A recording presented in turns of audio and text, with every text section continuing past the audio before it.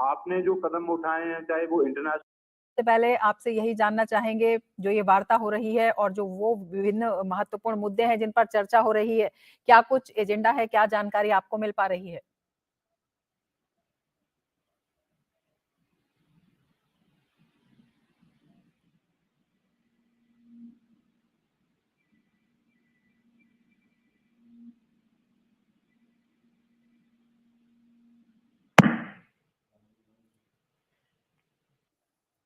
हमारे संवाददाता अमृतपाल सिंह हमारे साथ जुड़ेंगे, लेकिन हम आपको बता दें कि प्रधानमंत्री की वार्ता हो रही है संयुक्त राष्ट्र महासचिव एंटोनियो गुटेरेस के साथ। बेहद अहम ये वार्ता है। विभिन्न महत्वपूर्ण मुद्दों पर चर्चा अपने आप में बेहद महत्वपूर्ण हो जाता है और इसका गुजरात में आयोजन बेहद महत्वपूर्ण है। इसके बारे में हम तमाम जानकारी देंगे, हम अपने संवाददाताओं से भी जुड़ेंगे, लेकिन आपको हम बता दें कि ये चर्चा हो रही है और अपने आप में इस चर्चा को काफ़ी महत्वपूर्ण माना जा रहा है, काफ़ी अहम माना जा रहा है विभिन्न मुद्दों को लेकर। हमारे संवाददाता अमृतपाल सिंह हमारे साथ जुड़ गए हैं। अमृत, आपसे जानना चाहेंगे इस चर्चा के बारे में, इस वार्ता के बारे में क्या जानकारी आपको मिल पा रही है? देखिए, यूएन सेक्रेटरी जनरल के साथ जब प्रधानमंत्री बायलैटरल मुलाकात करते हैं तो तमाम इश्यूज डिस्कस होते हैं, पर इस पर्टिकुलर वार्ता में एसेंशियली जो क्लाइमेट चेंज का इशू है वो महत्वपूर्ण रहेगा। प्रधानमंत्री आज आपको पता है अभी तो कुछ ही देर में मिशन लाइफ का बुकलेट और लोगो और टैगलाइन लॉन्च करेंगे। वहां पर उसी कार्यक्रम के लिए यूएन सेक्रेटरी जनरल यहाँ केवड़िया में आए हैं। ये बायलैटरल उससे पहले, उस कार्यक्रम से पहले हो रही है, जहां एसेंशियली क्लाइमेट चेंज को लेकर पीपल सेंट्रिक या ह्यूमन सेंट्रिक अप्रोच अडॉप्ट करके कैसे जो सस्टेनेबल डेवलपमेंट गोल्स हैं उनको अचीव किया जा सकता है। और इस जो मिशन है या ये कैंपेन है, इसको वर्ल्ड वाइड कैसे वैश्विक तौर मतलब ग्लोबली इसको कैसे लोगों तक लेके जाया जा सकता है, इस बारे में दोनों प्रधानमंत्री मोदी और सेक्रेटरी जनरल गुटेरेस के बीच में ये मुद्दा अहम रहेगा। उसके अलावा जो तमाम विश्व के इस वक्त मुद्दे हैं वो उन पर भी बात हो सकती है, पर ये क्योंकि स्ट्रक्चर्ड छोटी मुलाकात है, बहुत लंबी नहीं, करीब आधे घंटे की शेड्यूल्ड है। अभी 10 मिनट ऑलरेडी हो चुके हैं इस बातचीत को। तो क्लाइमेट चेंज गोल्स को कैसे अचीव किया जाए, ये अहम रहेगा इस बातचीत में। बिल्कुल, अमृत, बेशक छोटी मुलाकात है आप बता रहे हैं, लेकिन इसके मायने कितने बड़े और कितने अहम निकल आते हैं जब यूएन महासचिव भारत में आते हैं, गुजरात में आते हैं। प्रधानमंत्री मोदी की जो पहल है मिशन लाइफ की, उसके बारे में चर्चा होती है और पर्यावरण संरक्षण की जब हम बात करते हैं, तो ये भारत की किस तरह की प्रतिबद्धता को आगे बढ़ाता हुआ दिखाता है? देखिए, प्रतिबद्धता भारत की क्लाइमेट चेंज को लेकर एक बड़ा अहम रोल भारत ने प्ले किया है। अपने कार्बन फुटप्रिंट के जो टारगेट्स हैं उनको ज्यादा रिड्यूस करने के लिए समय से पहले भारत कई पैरामीटर्स पर अचीव कर चुका है। दूसरी बात ये है कि आप अगर डेवलप्ड वर्ल्ड के साथ कंपेयर करें, per capita carbon footprint India का वैसे ही कम है, डेवलपिंग देश होने के बावजूद भी, दुनिया का बड़ा ग्रोथ इंजन होने के बावजूद भी। फिर दूसरी बात यह है कि अब जब प्रधानमंत्री ने पिछले साल ग्लासगो में COP26 की जो समिट हुई थी वहां पर इस आइडिया को फ्लोट किया था, और उसके बाद फिर इस साल जून में अलग अलग स्टेक होल्डर्स के साथ जहां बिल गेट्स मौजूद थे, जहां यूएनईपी की एग्जीक्यूटिव डायरेक्टर साहिबा मौजूद थी, यूएनडीपी के ग्लोबल हेड मौजूद थे, वर्ल्ड बैंक के प्रेसिडेंट मौजूद थे, उनकी मौजूदगी में भी इस बात पर स्ट्रेस हुआ था कि क्लाइमेट चेंज गोल्स को अगर अचीव करना है तो पीपल सेंट्रिक अप्रोच लेके चलनी पड़ेगी। और आप सरकारें तो जो कदम उठा रही हैं वो उठा रही हैं, पर जो पीपल सेंट्रिक अप्रोच है वो लेके चलनी पड़ेगी कि इंडिविजुअल, कम्युनिटीज, सोसाइटीज ये क्या रोल प्ले कर सकते हैं। बिल्कुल, पीपल सेंट्रिक अप्रोच की आप बात कर रहे हैं और अगर हम मिशन लाइफ की बात करते हैं तो प्रधानमंत्री मोदी के एक बड़े विजन की परिकल्पना ये दिखाती है, किस तरह से इसे वैश्विक रूप से एक जन आंदोलन बनाने की शुरुआत कहा जा सकता है। जी, बिल्कुल। देखें, जैसे मैं कह रहा हूँ कि आइडिया यही है कि लोगों की भागीदारी हो और इसको एक जन आंदोलन बनाया जाए। भारतीय प्रधानमंत्री ने भारत दुनिया की आबादी में एक बड़ा कंट्रीब्यूटर है। 8 बिलियन आबादी है, उसमें से एक 3.3 मतलब 1.3 बिलियन तो हिंदुस्तानी हैं। तो जब भारत ये पहल लेता है तो उसके काफ़ी लॉन्ग टर्म परिणाम होते हैं। पर अगर ये मूवमेंट जन आंदोलन बन जाए और पूरे विश्व में बन जाए, खास करके जो कैपिटलिस्ट सोसाइटीज में एक कंज्यूमरिस्ट माइंडसेट है, माइंडलेस कंजम्पशन करना, वो पिछले इंडस्ट्रियल रेवोल्यूशन 100 साल में ये माइंडसेट जो डेवलप हो गया है, उसको अगर आप चेंज करें कि हम ग्रोथ तो करेंगे पर हम और डेवलपमेंट भी करेंगे पर एक सस्टेनेबल तरीके से करेंगे। तो मेरे ख्याल से ये पहल भारत की इसको एक जन आंदोलन बनाने के लिए भारत में नहीं वैश्विक लेवल पर एक बड़ा रोल अदा करेगी। बिल्कुल और आपसे ये भी जानना चाहेंगे कि इसमें जिस तरह की शुरुआत भारत ने की है, इसके अलावा भी पर्यावरण संरक्षण को लेकर भारत का जो रुख रहा है, उसमें जो वैश्विक प्रतिबद्धता भी एक दिखाई देती है, उसे आप कितना महत्वपूर्ण स्थान पूरे अगर हम वैश्विक रूप से देखते हैं तो मिलता हुआ दिखाई दे रहा है? रमा, प्लीज सवाल दोबारा दोहराएंगी? अमृत, मैं ये आपसे जानना चाह रही थी कि जिस तरह से भारत ने पर्यावरण संरक्षण को लेकर तमाम मंचों पर आवाज उठाई है, जिस तरह से भारत की आवाज को एक महत्व भी मिला है, किस तरह से उसकी ध्वनि अब वैश्विक स्तर पर ये दिखाई देती है? देखिए, यूएन सेक्रेटरी जनरल का आना और इस प्रोग्राम में शिरकत करना, ये अपने आप में दिखाता है कि कैसे विश्व इस बात को रिकॉग्नाइज करता है कि भारत का एक अहम रोल रहा है, भारतीय स्टेट का भी और भारतीय लोगों का भी, और ट्रेडिशनली भी रहा है। मतलब आप जो नेचर का, प्रकृति का हमारी इंडियन एथॉस में जो स्थान है वो वेल नोन है कि हम कैसे इंटीग्रेटेड हैं एनवायरनमेंट के साथ। और अब ये दुनिया इस बात को रियलाइज कर रही है कि ग्रोथ डेवलपमेंट जरूरी है लोगों की तरक्की के लिए, पर सस्टेनेबल तरीके से कैसे की जाए ये भारत जैसी सोसाइटी से सीखा जा सकता है। और यूएन सेक्रेटरी जनरल का जैसे मैंने कहा कि यहाँ आना और इसमें शिरकत करना अपने आप में एक मैसेजिंग है दुनिया को कि आप इन प्रैक्टिसेस को अडॉप्ट करें, इन प्रैक्टिसेस से सीखें और आगे की राह तरक्की की और डेवलपमेंट की यही है कि आप सस्टेनेबल जो लाइफस्टाइल है उसको अडॉप्ट करें अपनी निजी जिंदगी में भी। बिल्कुल और ये जो सस्टेनेबल लाइफस्टाइल है, इसको विस्तार से आपसे समझना चाहेंगे कि किस तरह का संदेश ये पूरा कार्यक्रम देता हुआ दिखाई देता है? सस्टेनेबल लाइफस्टाइल देखिए, आप अपनी रोजमर्रा की जिंदगी में छोटे छोटे चेंजेस करें। दफ्तर अगर आपका पास है, चल के जा सकते हैं, चल के जाएं, गाड़ी पे क्यों जाना है, प्रदूषण करता है। आप कमरे से एक दूसरे कमरे जा रहे हैं, आप बंद करके जाएं, पंखे जो बिजली के उपकरण हैं, लाइट्स बंद करके जाएं। ये छोटी छोटी आदतें अगर हम डाल लें तो आप देखें कि एक स्टडी के मुताबिक कि आप अगर दुनिया के 8 बिलियन लोग ऐसे छोटे छोटे कदम अपनी निजी जिंदगी में उठा लें तो आप करीब 20% कार्बन फुटप्रिंट वैसे ही कम हो जाएगा। आपको बड़े जो सरकारें मैक्रो डिसीजंस लेती हैं कि जी फलाने बिजली के प्रोजेक्ट्स, ग्रीन रिन्यूएबल एनर्जी, वो सरकारें तो जो कर रही हैं सो कर रही हैं।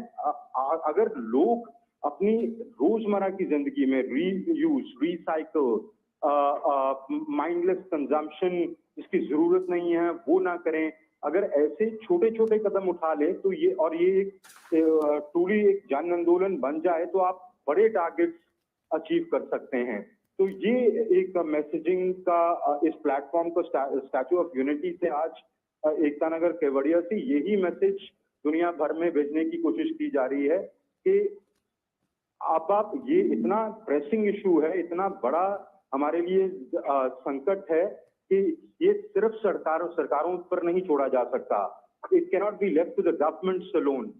आपको मेरे को इसमें उतरना पड़ेगा अगर हमने अपनी अगली जनरेशन्स को एक लिवेबल प्लैनेट देके जाना है।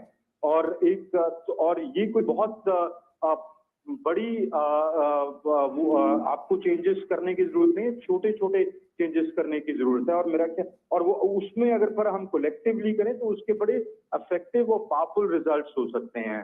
तो मेरा ख्याल है कि ये जो मैसेजिंग है आज यहाँ गुजरात केवड़िया से, ये मैसेज भेजने की कोशिश की जा रही है।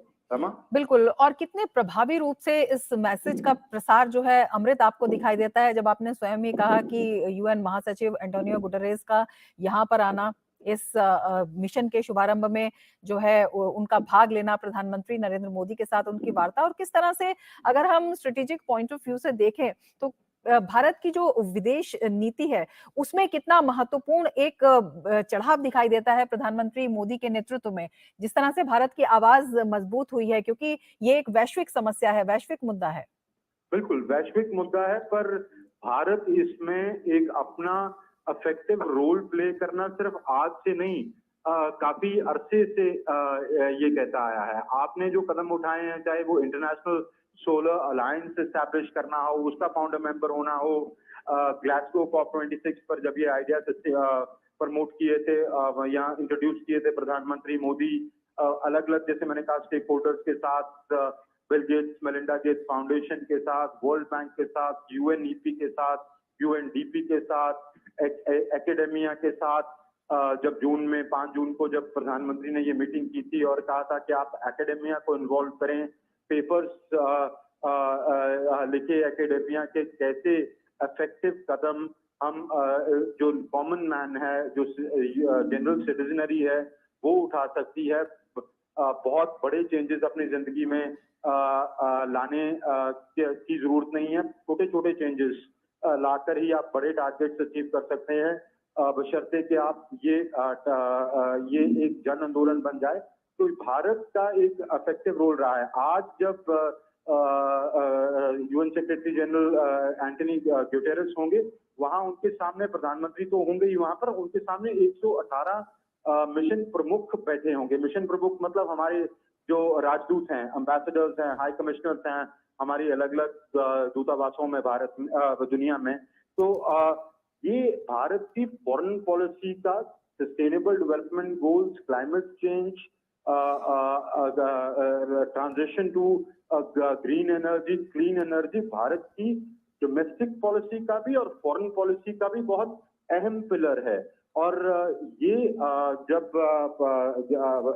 सेक्रेटरी जनरल गुटेरेस ये बात करेंगे, वहां पर 118 मिशन प्रमुख बैठे होंगे, जो उसके बाद जब अपने अपने दूतावासों में वापस जाएंगे, फॉरेन गवर्नमेंट्स के साथ कोलैबोरेट करेंगे, उनको तमाम प्रोजेक्ट्स में कि हम इसको कैसे रियलिटी में बदल सकते हैं। तो मेरे ख्याल है कि ये जो आपने सवाल पूछा कि फॉरेन पॉलिसी का कितना इंटीग्रल पार्ट है, ये बहुत अहम पार्ट है और बहुत अहम रोल प्ले करता है। बिल्कुल, इसी रोल को और विस्तार से आपसे समझना चाहेंगे अमृत, और साथ में ये भी जानना चाहेंगे कि जिस तरह के चैलेंजेस इस पूरे, अगर पर्यावरण संरक्षण की हम बात करते हैं, तो इस पूरी प्रक्रिया में जिस तरह के चैलेंजेस हैं और कई बार विकसित देशों का जिस तरह से अड़ियल रवैया सामने आता है, तो उस पर भी चर्चा होने की उम्मीद है और उसका भी एक समाधान निकालने की दिशा में रणनीति तय की जाएगी? जी, आप वर्ल्ड के साथ एंगेजमेंट कैसे बढ़ाएं, ये तो बात होगी, पर ये जो आज का कार्यक्रम है या मिशन लाइफ है, ये एसेंशियली इंडिविजुअल पे, सोसाइटीज पे और कम्युनिटीज पे स्ट्रेस करता है। तो इसका जो ऑब्जेक्टिव सरकारों के लेवल पर जो काम हो रहे हैं या जो बड़े मैक्रो लेवल पर उस पद पे काम होते हैं, वो नहीं है।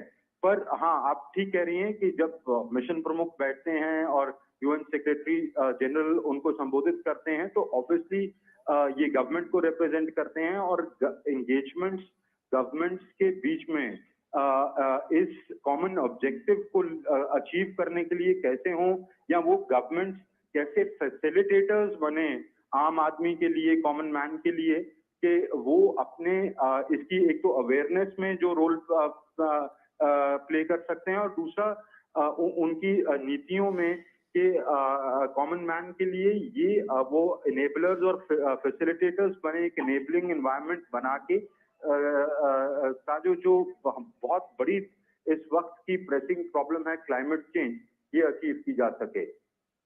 बिल्कुल, अमृत ये भी आपसे जानना चाहेंगे कि जिस तरह से आपने बताया कि पीपल सेंट्रिक है और किस तरह से लोगों को मोबिलाइज़ करना है इस दिशा में, ये अपने आप में काफ़ी अहम हो जाता है जब हम भारत में देखते हैं कि कई आंदोलन जो हैं, कई जो पहलें थी समाज से जुड़ी वो जन आंदोलन के रूप में लोगों ने मिशन रूप में लिया। किस तरह से भारत इसमें विश्व का नेतृत्व करता हुआ भी दिखाई दे सकता है या विश्व के लिए एक रोल मॉडल भी बन सकता है? ये अपने आप में इस आइडिया को COP26 पे रखना, उसके बाद इसका एक सस्टेन लेवल पे फॉलो अप करना, सरकारों के साथ, एनजीओ के साथ, गैर सरकारी संगठनों के साथ, एकेडेमिया के साथ, जो मल्टीलैटरल इंस्टीट्यूशंस हैं, वर्ल्ड बैंक, यूएनईपी, यूएनडीपी और आज यूएन सेक्रेटरी जनरल की मौजूदगी में यहाँ ये जो वार्ता दोनों लीडर्स के बीच में हो रही है, वहां पर इसको अहम फोकस में लाना, तो ये बड़ा रोल इंडिया एक लीडरशिप रोल प्ले कर रहा है इस विजन को अचीव करने के लिए और यहाँ इन ऑब्जेक्टिव्स को हासिल करने के लिए। बाकी जैसे मैंने पहले भी कहा कि भारत दुनिया का एक बहुत बड़ी आबादी भारत उसमें भारतीयों की है, दुनिया की आबादी में अगर आप देखें तो अगर भारत ये लीड करता है और इसके परिणाम हमें हम एक्चुअली नॉर्मल लाइफ में देख पाए, तो मेरे ख्याल से ये एक बड़ी एग्जाम्पल सेट होगी कि दुनिया एक माइंडलेस कंजम्पशन का जो एक हमारा माइंडसेट बन चुका है उसमें कैसे तब्दीली ला पाए और इफेक्टिव यूटिलाइजेशन ऑफ रिसोर्सेज कैसे किए जाए। सिर्फ वही आप रिसोर्सेज इस्तेमाल करें जो आपको जरूरत है, उनको रिसाइकल करें, रीयूज करें, रिड्यूस करें, तो और इफेक्टिव यूटिलाइजेशन करें और माइंडलेस या और डिस्ट्रक्टिव कंजम्पशन ना करें, क्योंकि उसके जो परिणाम हैं वो हम सब ऑलरेडी क्लाइमेट चेंज के द्वारा देख रहे हैं और अगली जनरेशन के लिए तो वो और खौफनाक होने वाले हैं। तो भारत उसमें एक बड़ी एग्जाम्पल सेट कर सकता है और भारत ऑलरेडी एक लीडरशिप रोल प्ले कर रहा है इन तमाम इनिशिएटिव्स को लेके जन आंदोलन के लेवल पर भी और सेकेंडली गवर्नमेंट्स के लेवल पर भी। जैसे मैंने कहा कि international solar alliance targets achieve करना वक्त से पहले, उसमें भारत एक एग्जाम्पलरी और लीडरशिप रोल ऑलरेडी प्ले कर रहा है। रमा? बिल्कुल, और भारत ने ये भी संकल्प लिया है कि 2070 तक नेट जीरो का लक्ष्य हासिल हो जाएगा। उस दिशा में इस तरह के जो प्रयास होते हैं वो कितने सहायक हैं और कितना इफेक्टिव इसको बना देते हैं? जी बिल्कुल, बहुत ज्यादा इफेक्टिव इसको बना पाएंगे वो जो अप्रोच अभी तक अडॉप्ट की जा रही थी कि सरकारें मैक्रो कदम उठाएंगी क्लीन एनर्जी, रिन्यूएबल एनर्जी की तरफ और कार्बन एमिशन कट की जाएंगी, आप अपनी फैक्ट्रीज जो एमिशंस हैं वो कम करेंगे, पर इसको अब अगले लेवल तक लेके जाना के जो सिटीजनरी है, जो सोसाइटी है, जो कम्युनिटीज हैं, जो इंडिविजुअल है, उसकी जिंदगी में तब्दीली आए। और जैसे मैंने पहले भी कहा कि 20% सिर्फ अगर लोग ही ये छोटी छोटी अपनी लाइफस्टाइल चेंजेस कर लें तो 20% कमीशन कार्बन एमिशन फ्लोर हो जाएंगी। तो पर मान लें कि ठीक है 8 बिलियन लोग नहीं करेंगे, सभी लोग जन आंदोलन में भी हर कोई नहीं कर पाता है या कोई कर पाता है कितने लेवल तक कर पाता है, अपनी बिहेवियरल चेंजेस ला पाता है, पर अगर इसका फ्रैक्शन भी अचीव हो जाए, मेरे ख्याल से सस्टेनेबल डेवलपमेंट गोल्स अचीव करने में ये एक बहुत अहम कदम साबित होगा।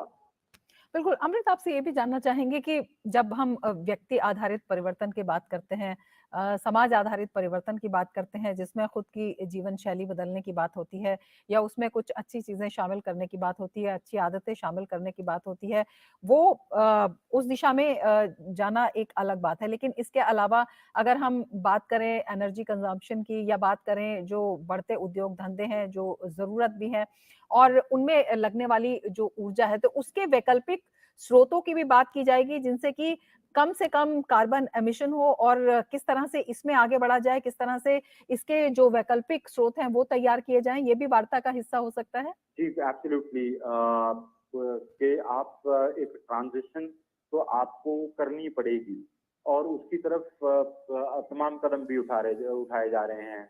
जो रिन्यूएबल एनर्जीज़ पे रिसर्च हो रही है, रिन्यूएबल एनर्जी, ग्रीन एनर्जी पे आप ट्रांजिशन कर रहे हैं।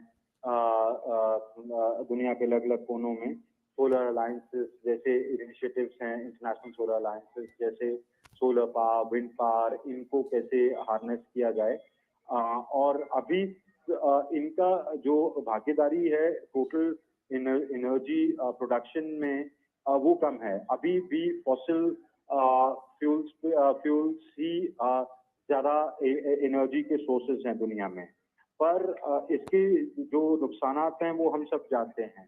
तो अब गवर्नमेंट्स के लेवल पर, इंटरनेशनल ऑर्गेनाइजेशंस के लेवल पर, यूएन के लेवल पर, यूएन की अलग-अलग एजेंसीज के लेवल पर, यूएनएफसीसी के लेवल पर ये कैसे अचीव किया जाए, ये भी वार्ता का इस पर भी दोनों लीडर्स के बीच में चर्चा होगी।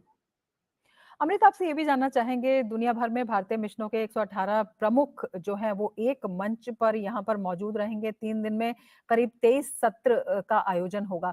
किस तरह से इसमें जो आप ये गोल्स बता रहे हैं, चाहे कनेक्टिविटी को लेकर हो, चाहे कंसर्न्स को लेकर हो, चाहे उन्हें इस बात पर राज़ी करना हो, तो किस तरह से इसकी एक रणनीति तैयार इसमें की जा सकती है? किस तरह से एक रूपरेखा तैयार की जा सकती है? और क्या कुछ जो भारतीय मिशन हैं, उनकी भूमिका इसमें होगी, जो मिशन प्रमुख हैं? देखिए ये पहले तो ये जो हेड ऑफ मिशन कॉन्फ्रेंस होती है हर साल होती है। ये 10वीं कॉन्फ्रेंस है। अलग-अलग जगहों पे होती है जहाँ पर मिनिस्ट्री ऑफ एक्सटर्नल अफेयर्स अपने जो राजदूत होते हैं या मिशन प्रमुख होते हैं उनको बुला के एक मंच पर भारत की फॉरेन पॉलिसी, भारत के फॉरेन पॉलिसी ऑब्जेक्टिव्स कैसे अलग-अलग मिशंस एक दूसरे के साथ इन सिंक हों और कैसे उसमें एक सीमलेस कंजंक्शन आ सके, उसके बारे में ये बात होती है। तो जो इस बार एचओएम जो हेड ऑफ मिशन कॉन्फ्रेंस है, मिशन प्रमुख सम्मेलन है, वो केवड़िया में हो रहा है। पर इसमें हमारी फॉरेन पॉलिसी का जैसे हम पहले भी बात कर रहे थे दोनों के का अहम हिस्सा सस्टेनेबल डेवलपमेंट गोल्स अचीव करना है। एनर्जी ट्रांजिशन के रिसोर्सेज को या सोर्सेज को एनर्जी क्लीन एनर्जी की तरफ लेके जाना है और उसमें आप टेक्नोलॉजिकल सरकारों के बीच एकेडेमिया के बीच कोलैबोरेशंस क्या हों कैसे हों और उनको आगे कैसे बढ़ाया जाए उसमें हमारी जो मिशंस होती हैं वो एक अहम रोल प्ले करती हैं। आप चाहे ट्रेड टारगेट्स हैं पर आप क्लीन एनर्जी में ट्रेड करेंगे, रिन्यूएबल एनर्जी में ग्रीन टेक्नोलॉजीज में ट्रेड करेंगे। ये इसमें हमारी मिशंस का हमारी जो दूतावास हैं और हमारे जो दूत हैं उनका अहम रोल रहता है। तो इस बार डिफरेंट ये होगा कि इस सम्मेलन पर ये मुद्दा एक अहम मुद्दा रहेगा। और भी होंगे फॉरेन पॉलिसी को लेकर, जैसे आपने कहा कि 23 सेशन है, 3 दिन का सम्मेलन है, पर ये एक की थीम रहेगी जिस पर हमारे राजदूत या मिशन प्रमुख डिलिबरेट अपॉन करेंगे। समा? बिल्कुल अमृत, आपसे ये भी जानना चाहेंगे कि किस तरह से अगर हम इस मिशन की सफलता की बात करते हैं, मिशन लाइफ की, इस पूरे कार्यक्रम की और इसे दीर्घकालिक रूप में आगे बढ़ते हुआ देखना चाहते हैं, तो जिस तरह की वैश्विक परिस्थिति है, जिस तरह की अभी अगर हम देखें तो समकालीन भू राजनीतिक स्थिति है या भू आर्थिक वातावरण है, उसमें एक कनेक्ट स्थापित करना, उसमें एक कन्विंस करना सबको इसके लिए, ये कितना चैलेंजिंग होगा और इसके लिए कितना एक प्रभावी रास्ता तैयार करते हुए दिखाई देते हैं? देखिए चैलेंजेस तो होते ही हैं क्योंकि नेशन स्टेट्स अपने जो मफाद हैं वो देखती हैं। क्लाइमेट चेंज या सस्टेनेबल डेवलपमेंट गोल्स हालांकि सबके मफाद में है, पर उनके ग्रोथ इंजन्स होते हैं, वो छोटी शॉर्ट टर्म रिजल्ट्स चाहते होते हैं। खास करके डेवलपिंग कंट्रीज में भी ये एक मुद्दा, ये एक बड़ी डिबेट थी कि इस वक्त क्या अफोर्ड किया जा सकता है ट्रांजिशन, पर अब रियलाइज हो रहा है कि ग्रोथ इम्पोर्टेंट है, पर आपको सस्टेनेबल ग्रोथ ज्यादा इम्पोर्टेंट है। तो इस सभी फॉरेन पॉलिसीज में दुनिया भर में चेंजेस आ रहे हैं। तो ये चैलेंज तो है ही दुनिया के अलग अलग देशों के लिए। भारत के लिए भी एक बड़ा चैलेंज है कि कैसे अपनी ग्रोथ को भी मेंटेन करे और ये ट्रांजिशन भी करे इस तरीके से कि आप टोटली वैसी स्थिति में ना आ जाए। जब श्रीलंका में क्या हुआ, उन्होंने ऑर्गेनिक फार्मिंग लाई, फूड प्रोडक्शन इतनी गिर गई, फूड प्राइसेस इतनी राइज हो गई, फूड इन्फ्लेशन ड्राइव करने लगी, आप इकोनॉमिक क्राइसिस में चले गए। तो एक सस्टेनेबल तरीके से इस चेंज को कैसे अडेप्ट किया जाए, इसमें चैलेंजेस हैं, और दुनिया में कोलैबोरेशन को कैसे स्ट्रेंथन किया जाए इन ऑब्जेक्टिव्स को अचीव करने के लिए, सस्टेनेबल डेवलपमेंट गोल्स के। ये इसके चैलेंजेस हैं। दुनिया मिलती है बार बार, दुनिया इस बारे में बात करती है, पर जब वापस जाती है अपने अपने घरों पे, तब देखा जाता है कि वैसे जो प्रोमिसेस हों टारगेट्स अचीव करने के या इसको फाइट करने के लिए ग्लोबल फंडिंग के, उसमें हमने शॉर्टेजेस देखी हैं, वो अभी भी एग्जिस्ट करती हैं। तो ये सब चैलेंजेस हैं, पर आपको लगे रहना पड़ेगा। किसी भी कोई भी चेंज है वो आसान नहीं होता, उसको एक लेवल की रेजिस्टेंस होती है, पर इंक्रीजिंगली ये हमारे नैरेटिव में आ रहा है और हमारे शार्प फोकस में आ रहा है। लगातार दुनिया अलग अलग फोरम्स में मिलती रहेगी, इन बातों में बात होती रहेगी। कई बार लगेगा कि बातें ज्यादा हैं, काम कम है, या बड़ी बातें हैं, उसके रिजल्ट्स उतने नहीं अचीव हो रहे, पर धीरे धीरे धीरे धीरे ये चेंज आएगा। ह्यूमैनिटी के लिए ये कितना इम्पोर्टेंट है, हमारी एग्जिस्टेंस के लिए ही, क्योंकि ये अब स्थिति ये हो गई है कि अब ये हमारी एग्जिस्टेंस थ्रेटन करने पे आ गया है। तो चेंज तो हमें होना ही पड़ेगा, रो के हों, हंस के हों, है ना? बिल्कुल। अमृत, आपसे ये भी जानना चाहेंगे, आपने एक बड़ी अच्छी बात कही है कि शुरुआत जो होनी होती है, एक मजबूत शुरुआत, वो बेहद महत्वपूर्ण होती है, रिजल्ट भी उसका धीरे-धीरे देखने को मिलता है। लेकिन जिस तरह से ये शुरुआत हुई है, जिस तरह से भारत की भूमिका इसमें रही है, सस्टेनेबल गोल के डेवलपमेंट के लक्ष्य भी हैं, गोल्स भी हैं, और इसके अलावा जो विदेश नीति की प्राथमिकताएँ भी हैं, वो भी इसमें हैं। किस तरह से इस पूरे संबंध को आप देखते हैं? सस्टेनेबल डेवलपमेंट और हमारी foreign policy, sustainable development goals और हमारी फॉरेन पॉलिसी के इंटरमेशिंग पर जिस तरह से भारत की भूमिका लगातार बढ़ती जा रही है, अच्छा ठीक है जिस जी। तरह से भारत की आवाज जो है मजबूत स्तर पर अब विभिन्न प्लेटफॉर्म्स पर सुनी जाती है, अलग-अलग मंचों पर। देखिए, भारत का जैसे लीडरशिप रोल रहा, हमने बात कर ली इस बारे में, सोलर इंटरनेशनल सोलर अलायंस में हो, या वक्त से पहले अपने कई पैरामीटर्स के टारगेट्स अचीव करना हो, या दुनिया के लिए एक एग्जाम्पल सेट करना हो कि जी आप तो डेवलप्ड कंट्रीज हैं, आपके पास तो फिर पैसा है, हम तो डेवलपिंग कंट्रीज हैं, हमें इतनी बड़ी पॉपुलेशन को फीड करना है। आपने प्रदूषण किया, आपने जब इंडस्ट्रियल रेवोल्यूशन हुई उसके गुनाहगार आप हैं, पर चलें हमने वो भी छोड़ दिया। हम कह रहे हैं कि अब तो इकट्ठे डूबेंगे, अब तो इकट्ठे होकर इसको लड़ने इस समस्या को। तो ये इसमें भारत ने एक लीडरशिप रोल सिर्फ कहने के लेवल पे नहीं, करने के लेवल पे, करनी के लेवल पर भी टारगेट्स अचीव करके दिखाए, और इसको एम्ब्रेस किया। अब इसको नेक्स्ट लेवल पे भारत लेके जा रहा है। भारत कह रहा है कि सरकारें बड़े कदम, मैक्रो पोजिशंस, वो तो चलो हो रही हैं, या उनमें जो अड़चने आती हैं, क्योंकि ये एक डिलेमा, बड़ा डिलेमा है कि क्या ग्रोथ छोड़ दें, अगर छोड़ दें तो फिर जिएंगे कैसे, खाएंगे कैसे।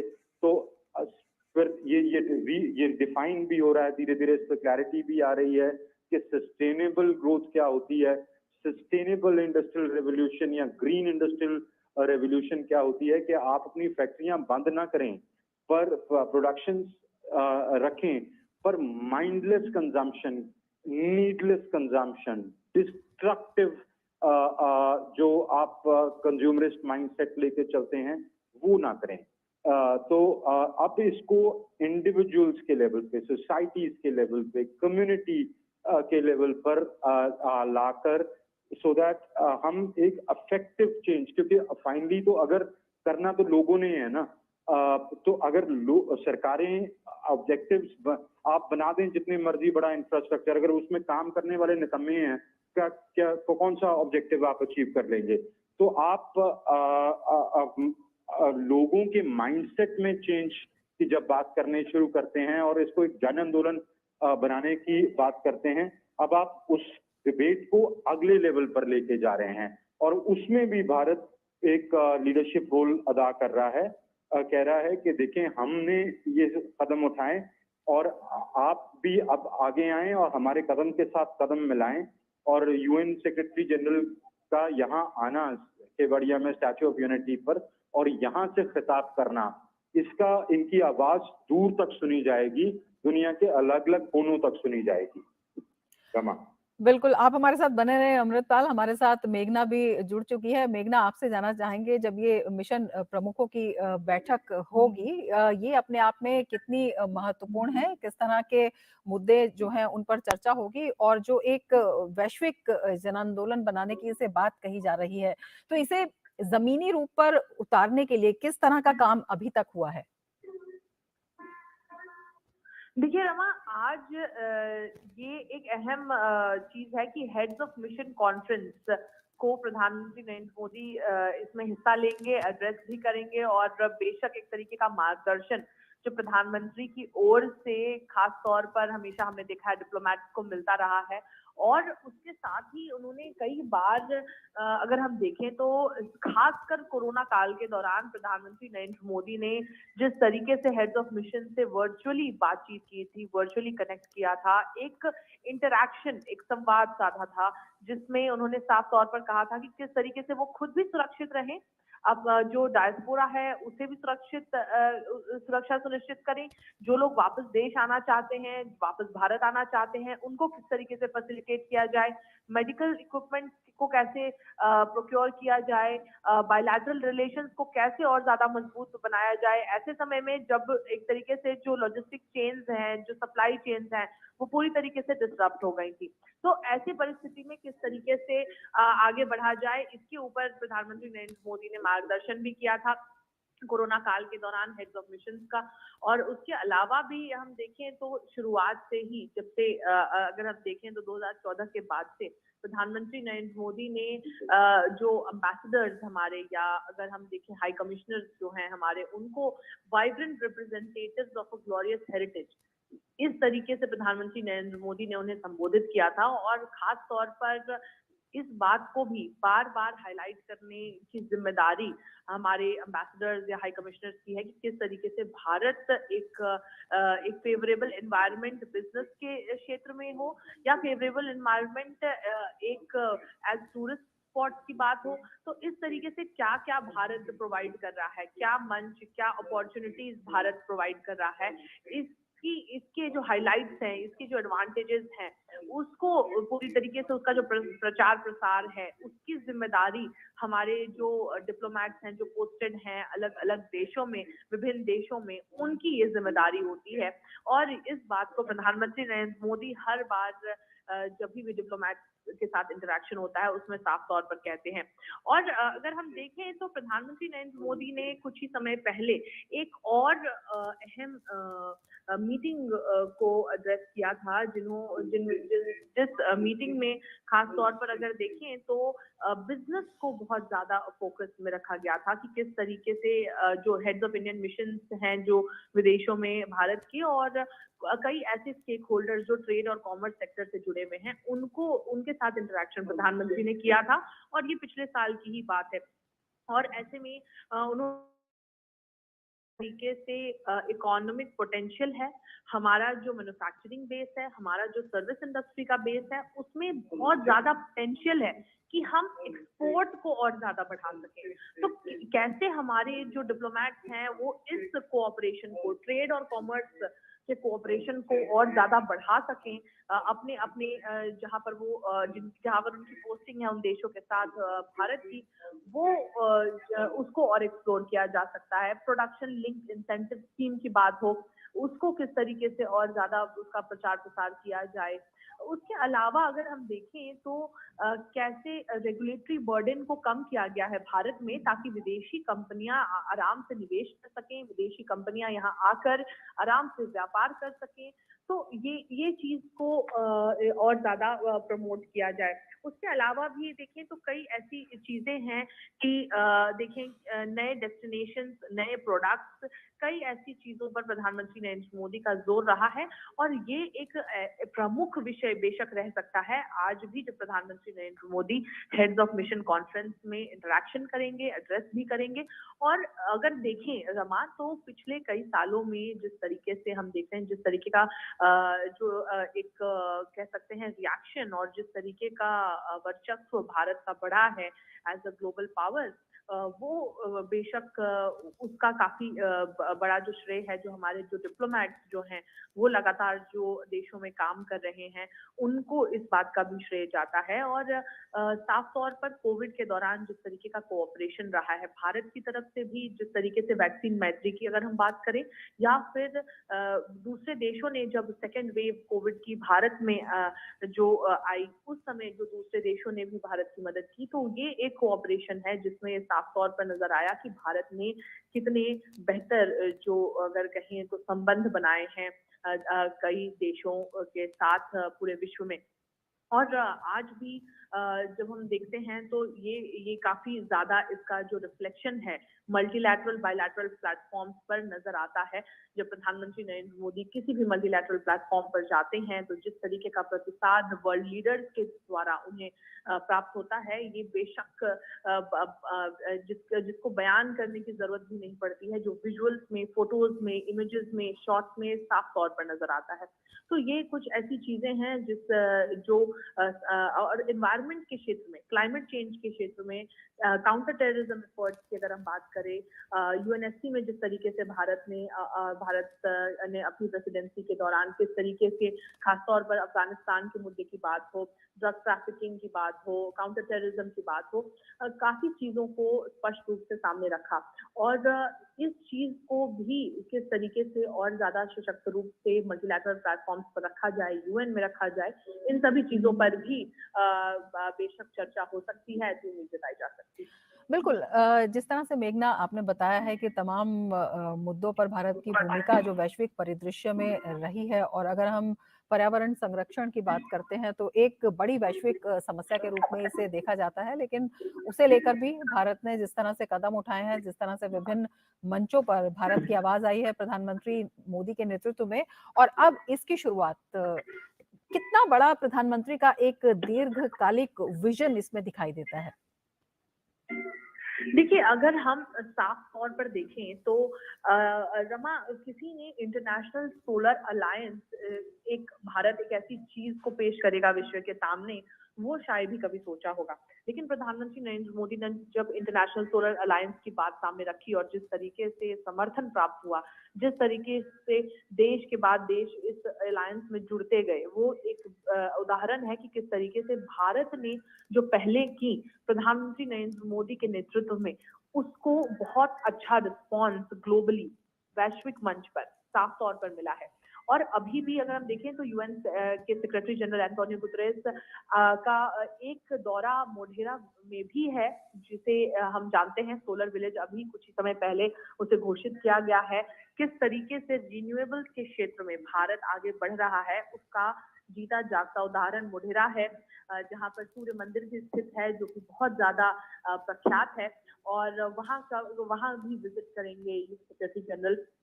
और अगर हम देखें सीडीआरआई की बात करें, या IRIS की बात करें, तो किस तरीके से डिजास्टर रिस्पॉन्स हो, किस तरीके से स्मॉल आइलैंड स्टेट की बात हो, भारत ने इन सभी चीजों को बड़े साफ तौर पर, स्पष्ट तौर पर वैश्विक मंचों पर रखा है।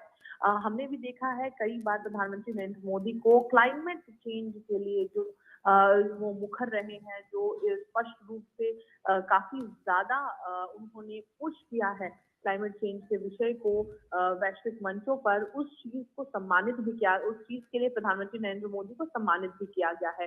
अगर हम देखें ग्लोबल जो गोलकीपर अवार्ड है, champions of the earth award है, ऐसे कई पुरस्कारों से भी प्रधानमंत्री नरेंद्र मोदी को सम्मानित किया जा चुका है पिछले कुछ सालों में।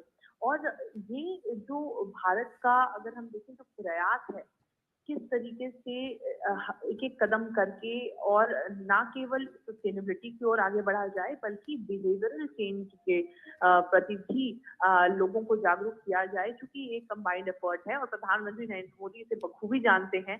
क्योंकि जब उन्होंने लाल किले की प्राचीर से स्वच्छता आंदोलन की बात कही थी, तो शायद ही कोई ऐसा मान सकता था कि देश का प्रधानमंत्री स्वच्छता जैसी चीज को लाल किले की प्राचीर से उठाएगा।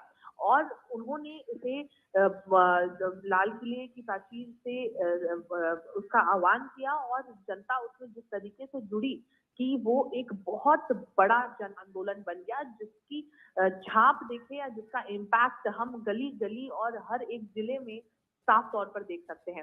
टॉयलेट की बात हो तो प्रधानमंत्री नरेंद्र मोदी जो विजन है, आप जिस तरीके से रमा आपने पूछा दीर्घकालिक किस तरीके से हम उसको देख सकते हैं, तो वो एक विजन जो एक जन आंदोलन में तब्दील हो गया और जिसके इम्पैक्ट आज साफ तौर पर देश देख रहा है। वैसे ही दीर्घकालिक दृष्टि जो है प्रधानमंत्री नरेंद्र मोदी ने वैश्विक मंचों पर भी पेश की है, जिसके इम्पैक्ट आज नहीं लेकिन कुछ सालों में अगर जैसे देश प्रदेश जुड़ते जाएंगे और इस मिशन को और आगे बढ़ाया जाएगा, तो सस्टेनेबिलिटी की ओर, बिहेवियरल चेंज की ओर और ज्यादा प्रो प्लैनेट पीपल बनने की ओर हम बढ़ सकते हैं। बिल्कुल, जिस तरह से आपने बताया है कि प्रो प्लैनेट पीपल, ये अपने आप में एक बड़ी व्याख्या को करता हुआ दिखाई देता है और इसमें जो भारत की भूमिका है, विशेष रूप से अगर हम इस मिशन की बात करते हैं तो ये बेहद अहम हो जाता है। मेघना, आपसे ये भी समझना चाहेंगे कि जो विभिन्न सत्र आयोजित होंगे उसमें किस तरह की चर्चा हो सकती है? देखिए रमा, हर बार ये जो सत्र होते हैं, ऐसा बताया तो गया है कि 23 सेशन होने हैं 3 दिनों में। 118 हेड्स ऑफ मिशन, जिसमें एम्बेसडर्स और हाई कमिश्नर्स शामिल हैं, वो यहाँ पर मौजूद होंगे और 3 दिन तक डेलिब्रेशंस और डिस्कशंस चलेंगे। 23 सेशंस होने वाले हैं। हालांकि सेशंस की जो डिटेल्स हैं, उनके क्या उनके सब्जेक्ट्स रहेंगे, उसके बारे में कोई डिटेल्स अभी तक बाहर नहीं आए हैं। लेकिन अगर हम देखें पिछले कुछ समय में जिस तरीके से भारत ने कई अलग अलग पहलुओं पर अपनी विदेश नीति की बात करें या अन्य ऐसे कंटेम्प्ररी सब्जेक्ट जिसे कह सकते हैं, बायलैटरल कोऑपरेशन के कंटेम्प्ररी सब्जेक्ट की बात करें, उस पर भारत ने जिस तरीके से काम किया है, तो कुछ ऐसे विषयों का हम बेशक अंदाजा लगा सकते हैं। रमा, अगर हम देखें तो काउंटर टेररिज्म के एफर्ट्स को भारत ने साफ तौर पर यूएनएससी में भी अपने प्रेसिडेंसी के दौरान और लगातार हर मंच पर भारत काउंटर टेररिज्म को सामने रखा है कि किस तरीके से टेररिज्म एक ऐसा मेनेस है, एक ऐसी समस्या है जिससे हमें लड़ने के लिए लगातार प्रयासरत रहना पड़ेगा और देशों को साथ मिलकर इसके लिए और ज्यादा प्रयास करने पड़ेंगे और इसकी जरूरत है, आवश्यकता है। उसके अलावा अगर हम देखें, भारत के कई देशों के साथ FTA फ्री ट्रेड अग्रीमेंट की बातचीत चल रही है। इसमें और ज्यादा तेजी कैसे लाई जाए, इसको और ज्यादा कैसे बढ़ाया जाए, उसके साथ ही इसको और जिन देशों के साथ आगे हमारे पॉसिबल FTA के ऊपर बातचीत हो सकती है या कहाँ पर नेगोशिएशंस में किस तरीके की रुकावटें आ रही हैं, कैसे नेगोशिएशंस को और आगे बढ़ाया जाए, तेजी कैसे लाई जाए, ये FTAs भी एक विषय हो सकते हैं, क्योंकि ट्रेड बहुत अहम है। अगर हम बात करते हैं किसी भी देश के साथ अपने बायलैटरल कोऑपरेशन की, इंपोर्ट एक्सपोर्ट और बायलैटरल ट्रेड बहुत अहम हिस्सा है हमेशा किसी भी देश के साथ हमारे बायलैटरल रिलेशंस का। फ्री ट्रेड अग्रीमेंट के अलावा अगर हम देखें तो क्लाइमेट चेंज बेशक, जैसे डेनमार्क जैसे देश हैं, उसके साथ जिस तरीके से हम क्लाइमेट चेंज की दिशा में हम बात करते हैं, या फ्रांस जैसे देश हैं, ये कुछ ऐसे देश हैं जिनके साथ हमारा बायलैटरल रिलेशन ग्रीन एनर्जी के क्षेत्र में बहुत बेहतर है, और उसको और कैसे आगे बढ़ाया जाए, टेक्नोलॉजी ट्रांसफर की बात हो, इन सभी चीजों पर। उसके अलावा अगर हम देखें तो कल्चरल एक्सचेंज एक अहम सब्जेक्ट है, क्योंकि हम जानते हैं कि भारत के अगर हम देखें जो चेयर्स होते हैं, जो ICCR के चेयर्स होते हैं, उसके साथ ही जो कल्चरल एक्सचेंज को और कैसे बढ़ाया जाए, इंडिया की सॉफ्ट पावर को और ज्यादा कैसे विश्व में और ज्यादा ख्याति मिले। अगर हम देखें तो भारत की जो हेरिटेज साइट्स हैं, भारत की जो कल्चरल डाइवर्सिटी है, अगर हम देखें नवरात्रि की बात करें, गरबे की बात करें, उसको भी एक तरीके से विश्व में रिकॉग्निशन अब मिलने लग गया है। दुर्गा पूजा की बात करें तो ये सभी चीजों को, फेस्टिवल्स को और ज्यादा कैसे आगे बढ़ाया जाए, हम जो सॉफ्ट पावर है उसको कैसे और पोर्ट्रे किया जाए, उससे और ज्यादा लोगों को कैसे जोड़ा जाए, ये एक अहम और विषय है। उसके साथ ही हम जानते हैं आजादी का अमृत महोत्सव हम मना रहे हैं, उसके लिए कुछ कार्यक्रम की बात हो तो इन सभी चीजों पर भी हम जानते हैं पिछले 1 साल से काफी ज्यादा एक्टिविटीज हैं, खासतौर पर हमारे मिशन जो विदेशों में है उसमें भी काफी ज्यादा एक्टिविटीज हो रही हैं, डायस्पोरा का काफी ज्यादा एंगेजमेंट रहा है, कई एक्टिविटीज जिसमें खासकर योगा को भी समाहित किया जाता है हर बार, तो वो ऐसे कुछ एक्टिविटीज हैं, उसके बारे में भी कुछ इंटरेक्शन हो सकता है। उसके अलावा भी अगर हम देखें तो साइबर टेक्नोलॉजी हो, अगर हम कहें क्रिटिकल मिनरल्स की बात हो, लॉजिस्टिक चेन्स की बात हो, सप्लाई चेन्स की बात हो, ये कुछ ऐसे सब्जेक्ट्स हैं। और अगर हम देखें हाल ही में हम जानते हैं कि किस तरीके से भारत ने अपने इंटरेस्ट को साफ तौर पर और खास तौर पर एक और विषय है, किस तरीके से जब भी समस्या का समय आता है, जब भी कुछ क्रिटिकल सिचुएशन आती है, भारत किस तरीके से अपने रिपैट्रिएशन एफर्ट्स को जितनी फुर्ती और जितनी तेजी से करता है, वो बेशक एक ऐसी चीज है जो तारीफ के काबिल है, और जो एक ऐसी चीज है जहां पर हमने दूसरे मुल्कों के भी लोग जो वहां पर फंसे हैं, जो किसी सिचुएशन में फंसे हैं, उनको भी हम लेकर आए। हमने हाल ही में मतलब पिछले कुछ समय में ही देखा किस तरीके के रिपैट्रिएशन एफर्ट्स हुए। अगर हम ऑपरेशन गंगा की बात करें या ऑपरेशन देवी शक्ति की बात करें, अफगानिस्तान से जो आए या फिर यूक्रेन से जो आए, तो ये सभी रिपैट्रिएशन एफर्ट्स हैं, उसका भी एक तरीके से असेसमेंट कह सकते हैं तो मुमकिन है। लेकिन ये केवल अंदाजा है, बट बेशक चूंकि पिछले कुछ समय में इतने डेवलपमेंट्स हुए हैं, हम देख रहे हैं विश्व पटल पर जिस तरीके के लगातार डेवलपमेंट्स हुए हैं, तो ये कुछ ऐसे कंटेम्पररी करंट सब्जेक्ट्स हैं जिन पर बातचीत और खासकर इंटरेक्शन होने की संभावना है। और ये आप सीधे दृश्य देख रहे हैं, ये सीधे दृश्य आप देख रहे हैं प्रधानमंत्री नरेंद्र मोदी और UN महासचिव केवड़िया से, ये सीधे दृश्य आप देख रहे हैं। प्रधानमंत्री मोदी की वार्ता हुई है UN महासचिव के साथ। और The grand sale from Tata News 16 to 21st October. Get grand deals on fashion, electronics, grocery and medicines, hotels, flights, food order and personal loans. Download Tata News. वैश्विक मिशन निसंदेह 21वीं सदी का सबसे बड़ा पर्यावरण आंदोलन बनेगा। इस विश्वास के साथ मैं फिर एक बार आप सभी का स्वागत करते हुए अपनी बात पूर्ण करता हूं। भारत माता की जय, वंदे मातरम, जय जय गरवी गुजरात।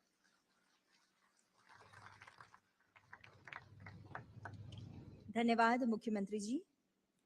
और अब समय है हमारे माननीय प्रधानमंत्री जी की संकल्पना से चरितार्थ और उनके दूरदर्शी नेतृत्व से अनुपालित लाइफ के सिद्धांत को दर्शाती और उसमें जन जन की भागीदारी का आह्वान करती एक लघु फिल्म के निदर्शन का।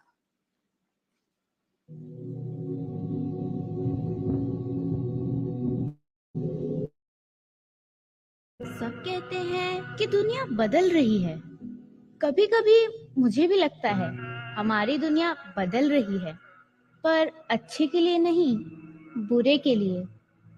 पर ये हुआ कैसे? मैं भी चाहती हूँ हमारी दुनिया बदले, लेकिन अच्छे के लिए। और जब 2030 में मैं 21 साल की हो जाऊंगी, जोश और सपनों से भरी, सिर्फ मैं ही नहीं, लाखों लोग और भी अब क्या हमारी दुनिया हमारे सपने पूरे कर पाएगी? 2030 तक ही तो हम सब ने सस्टेनेबल डेवलपमेंट गोल्स को पूरा करने का वादा किया है ना? मतलब आज से 2000 दिन बाद क्या हम वो वादा पूरा कर पाएंगे एक साथ? हाँ, बिल्कुल। शायद इसका हल हमारे पास है, बस जरूरत है तो इसे जन आंदोलन बनाने की, स्वच्छ भारत मिशन की तरह। यही तो लाइफ है। लाइफ, पता है ये मैंने सबसे पहले कहाँ सुना? ये एक शब्द है लाइफ, LIFE, यानी लाइफ स्टाइल फॉर एनवायरमेंट। आज जरूरत है कि हम सभी लोग एक साथ आकर कलेक्टिव पार्टिसिपेशन के साथ लाइफ स्टाइल फॉर एनवायरमेंट यानी लाइफ को एक अभियान की तरह आगे बढ़ाएं। ये एनवायरमेंटल कॉन्शियस लाइफस्टाइल का एक मास मूवमेंट बन सकता है। आज आवश्यकता है माइंडलेस और डिस्ट्रक्टिव कंजम्पशन के बजाय माइंडफुल और डेलिबरेट यूटिलाइजेशन की। लाइफस्टाइल फॉर एनवायरनमेंट भारत में बना दुनिया के लिए। हमारे प्रधानमंत्री जी की ये सोच सिर्फ भारत के लिए ही नहीं, पूरे विश्व के लिए है। किसी एक इंसान या समुदाय के लिए ही नहीं, हर राष्ट्र के लिए है। और हम सब इस आंदोलन से जुड़ सकते हैं इन 5 कदमों से। पहला कदम वही जो हमारे दादा दादी, नाना नानी हमेशा करते आए हैं।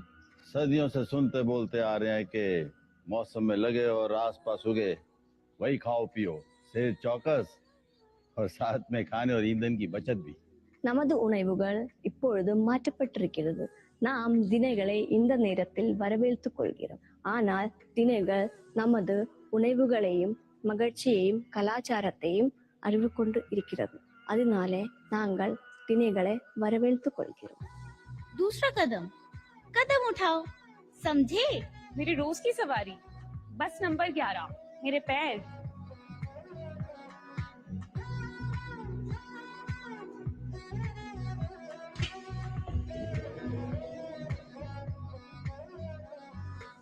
मैं रोज साइकिल से ऑफिस जाता हूँ क्योंकि मेरी कंपनी हमें वॉकिंग, साइकिलिंग, कारपूलिंग के लिए एनकरेज करती है। अगर हम सब मिलके ये कर सकते हैं तो पर्यावरण की सुरक्षा में योगदान दे सकते हैं। तीसरा, सही चुने और सही चुन पाए इसके लिए डिमांड भी करें। सोसाइटी में घर खरीद रहे हैं, बड़ा डिसीजन है, पर कुछ चीजें नॉन नेगोशिएबल हैं, जैसे water harvesting and solar panel, और इन्हें पूरा करना रियल एस्टेट इंडस्ट्री की रिस्पॉन्सिबिलिटी है। पहले कस्टमर हमारे पास आते थे ब्रांड के लिए, प्राइस के लिए, वारंटी के लिए। अब कस्टमर आते हैं हमारे पास 5 स्टार रेटिंग के लिए और LED बल्ब के लिए। आजकल ज्यादातर डिलीवरी कंपनीज ई-बाइक यूज करने लगी है, अच्छा लगता है।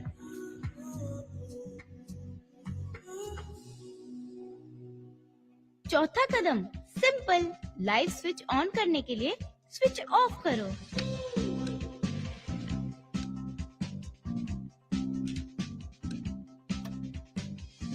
पांचवा कदम, सबको बताओ और इस आंदोलन को घर घर ले जाओ।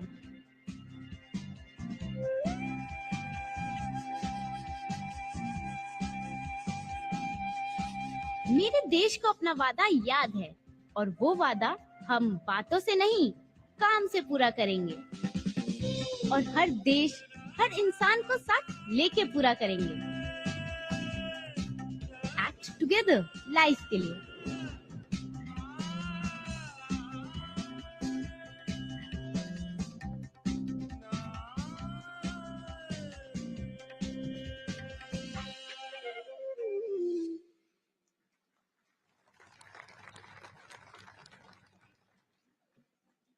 तो ये है लाइफ का जन आंदोलन। विश्व भर के देश उत्साहित है लाइफ के इस अभियान में भागीदारी के लिए। Argentina, Estonia, France, Georgia, Guyana, Madagascar, Maldives, Mauritius, Nepal और यूनाइटेड किंगडम्स, इन सभी देशों के राष्ट्रीय अध्यक्षों के उत्साहवर्धक और लाइफ के प्रति उनके सहयोग से सबर उनके इन संदेशों को अब आइए सुनते हैं।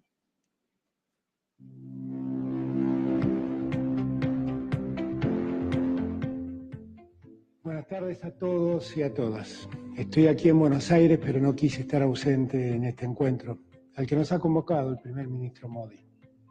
El mundo vive un tiempo singular, un tiempo asignado ya no solo por una pandemia, sino por una profunda desigualdad.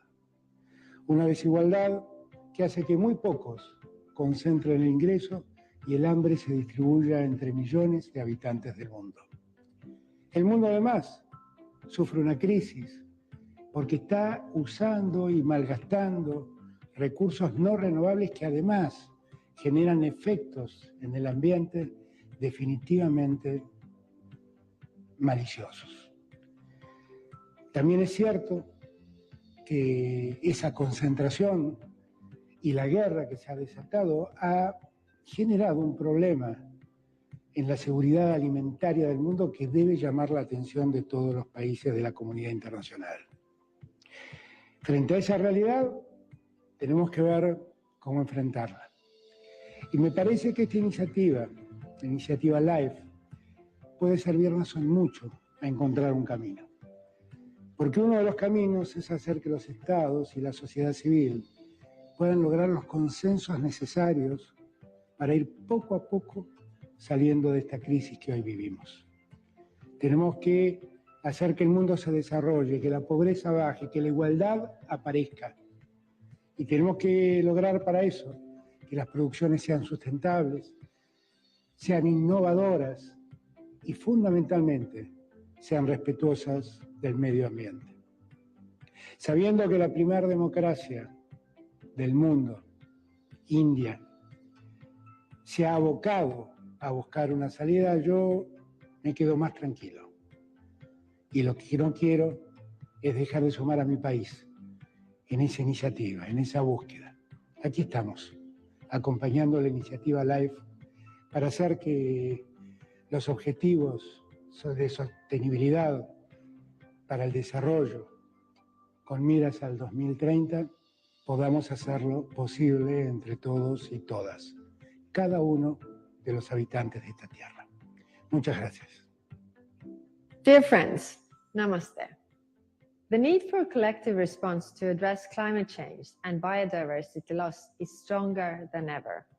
We are grateful to Prime Minister Modi for his leadership, together with the UN Secretary General, in launching Mission Life.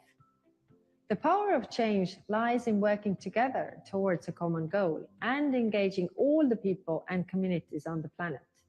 An excellent example of this is World Cleanup Day. It is an extensive one-day action that started in Estonia and has spread to 191 countries. At COP27, we will call for even more countries to join us. By the way, India has been very active in World Cleanup Day. Last year, an amazing 1.2 million people took part in this initiative in India. That is impressive. Thank you. Russia's war against Ukraine has triggered a global energy crisis. This further underlines the need to move towards renewable energy and sustainability. We can achieve even more if we combine the green transition with the digital one. We have digitized the energy network in Estonia and see the potential this has for energy savings as well as innovation. It is time for a profound change in our lifestyle. We need to place sustainability front and center. I'm glad that the climate action is one of India's G20 presidency priorities, and I wish you a successful presidency. Dear Prime Minister, dear Narendra, dear colleagues, dear friends, Namaste. I wish I could be with you in Kevadia for this very special moment.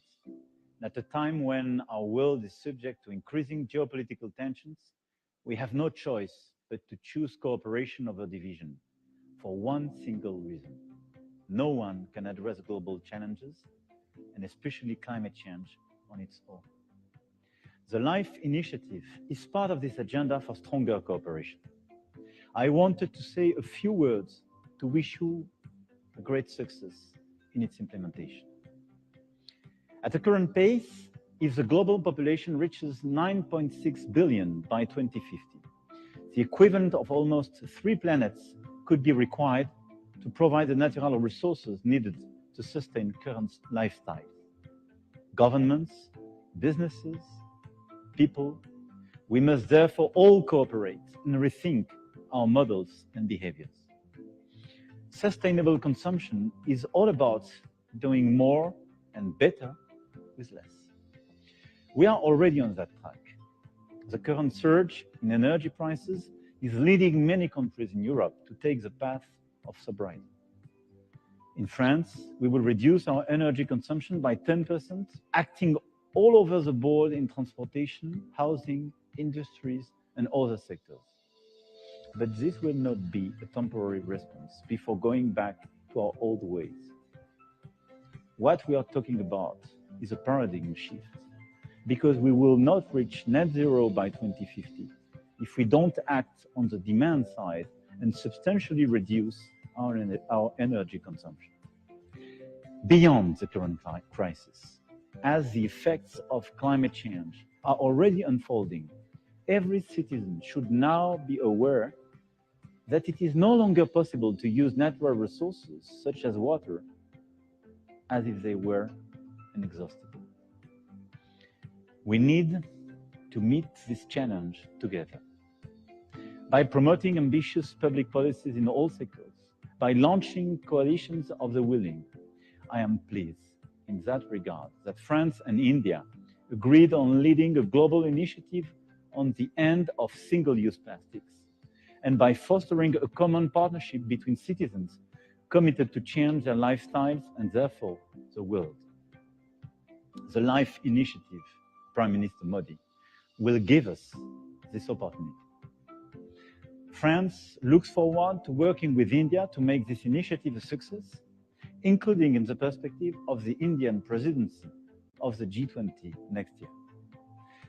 Thank you for this initiative, and thank you for your attention and your commitment. Excellency Shri Narendra Modi, Honorable Prime Minister of India, dear ladies and gentlemen, dear friends, I am honored and pleased to address this distinguished audience at today's remarkable event and to congratulate India for taking the lead to launch this extraordinary mission in the beautiful city of Kevadia of India. Georgia welcomes and fully supports this global initiative timely introduced by His Excellency Narendra Modi, which promotes an environmentally conscious lifestyle that focuses on the principle of mindful and deliberate utilization. In this regard, we have already taken significant steps to fulfill our international commitments, as well as obligations under the EU-Georgia Association Agreement. To strengthen the environment-related governance systems in the country, Georgia has improved its environmental assessment systems and introduced more effective public participation mechanisms at the earliest possible stage of the environmental decision-making process. Major reforms have been carried out recently in the ambient air protection field to improve air quality throughout the country. Georgia is one of the few countries worldwide where national parks are a genuine high-level national priority, embedded in national policies and strategies. National parks of Georgia have experienced a significant increase, and nowadays it covers almost 12% of our territory. 40% of my country's territory is covered by forests. Therefore, sustainable forest management is an important priority for our government. We spare no effort to implement sustainable forest management that will support the ecological stability of forest ecosystems, enhance the socio-economic benefits for the public, and reduce the pressure on forests. In order to address the negative consequences of climate change, Georgia, in accordance with the Paris Agreement, has updated nationally determined contribution document, which sets a new 2030 climate change strategy and an action plan for mitigation measures. I am proud to state that our country stays committed to continue intensive reforms for the better protection of the environment, biodiversity, and meeting its national and international climate goals. I strongly believe that all together we can achieve our common goal and save our planet. Thank you. Our planet is under threat. More than 75% of Earth's land is substantially degraded, undermining the well-being of billions of people. Collective action is needed to protect our planet. Here in Guyana, we have started. Our forest the size of England, storing 19.5 gigatons of carbon, one of the lowest deforestation rate in the world. So we are leading by example, and we are building a Guyana on a low carbon development strategy 2030 that not only look at the environmental value of what we have, but also look at how we can improve livelihood options, create new livelihood options for forested communities, and help people to become prosperous whilst at the same time safeguarding our environment. I therefore wish to extend best wishes to Prime Minister of India, Prime Minister Narendra Modi, on the launching of the Mission Life logo and mission document, which seeks to mobilize 1 billion Indians to become pro-planet people by 2027, who will practice simple environment and climate-friendly behavior in their daily lives.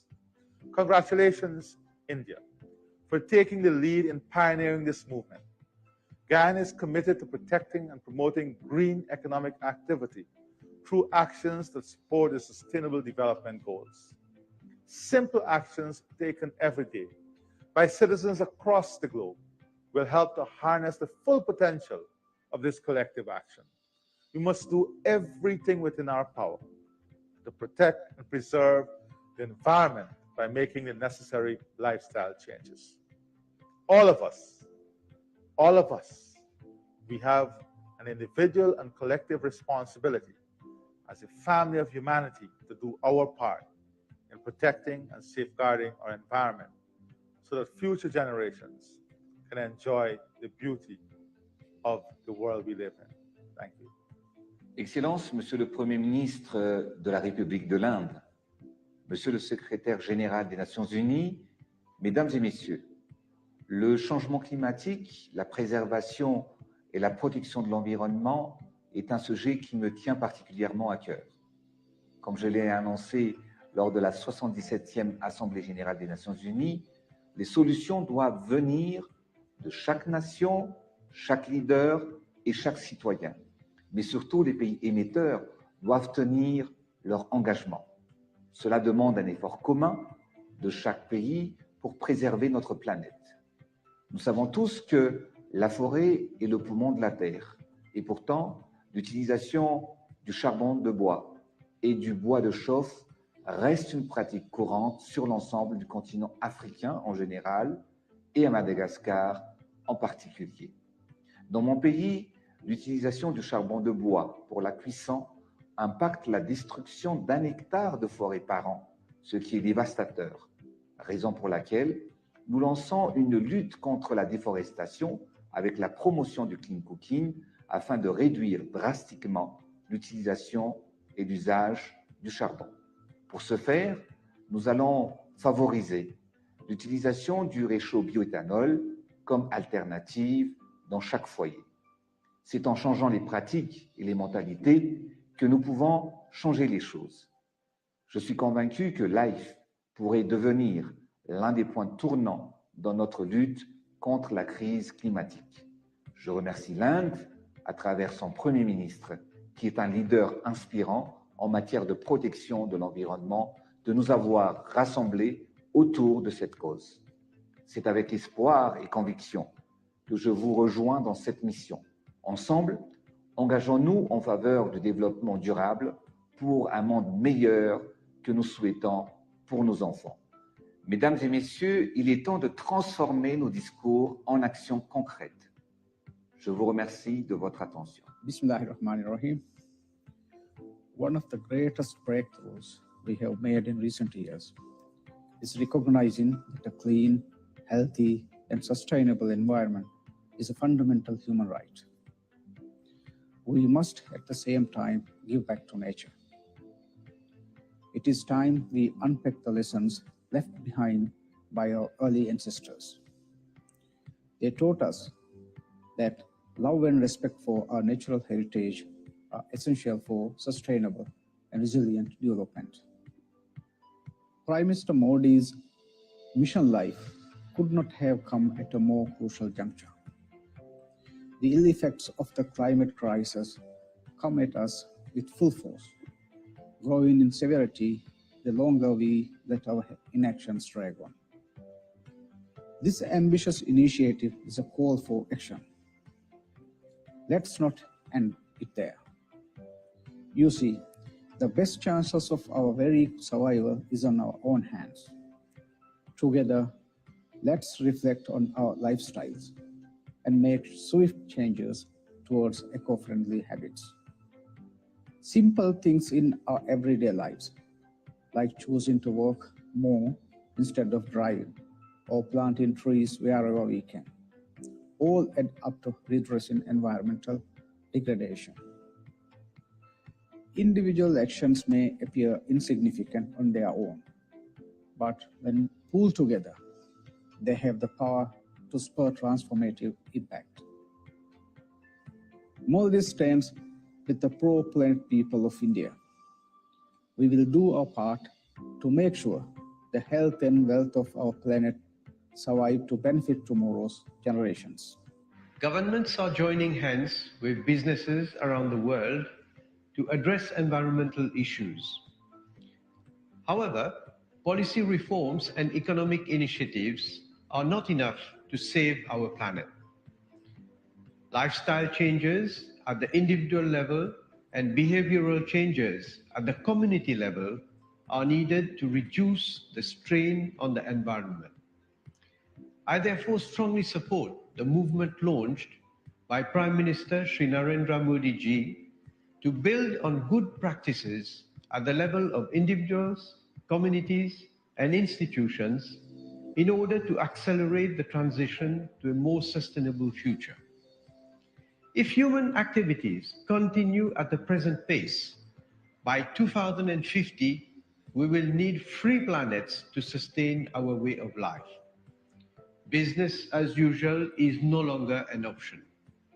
Allow me to end with a quote of Mahatma Gandhi. The world has enough for everyone's need, but not for everyone's greed. I congratulate Prime Minister Narendra Modi and the Government of India for advancing the idea for lifestyle, for the environment. This is a pioneering movement that can help fight climate change and achieve SDGs, to build on the idea that positive changes in individual actions and behaviors are the key parts of the climate solution that the world urgently needs. I thank the organizer for giving Nepal this opportunity to express our support to the pioneering movement such as life, as well as express the need for work collectively to save our planet for better future of our people. Thank you very much. In November last year, the world came together in the UK to sign the Glasgow Climate Pact. It was a landmark deal. It showed that governments are ready to take decisive action on climate change and that we must all keep increasing our ambition. Now the energy crisis is showing once again that we need to go further and faster. As democracies, we must work together to secure energy independence and protect our economies. That's why we're turbocharging our rush to renewables. We're investing with partners like India to help build vital climate infrastructure. And we're working together to turn our net zero commitments into action. It's a real pleasure to join Prime Minister Modi in launching the LIFE initiative today, and I commend India's leadership. This is all about helping people make greener choices and live more sustainable lives. So let's keep making those long-term choices. Let's keep leading the way. And let's take another big step forward together in Sharm el-Sheikh next month and with India's G20 presidency next year.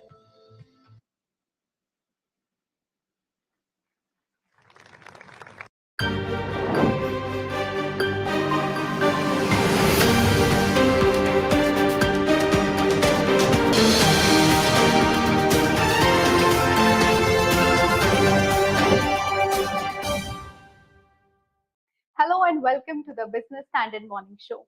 I'm Kanishka Gupta and let's have a look at the stories for the day.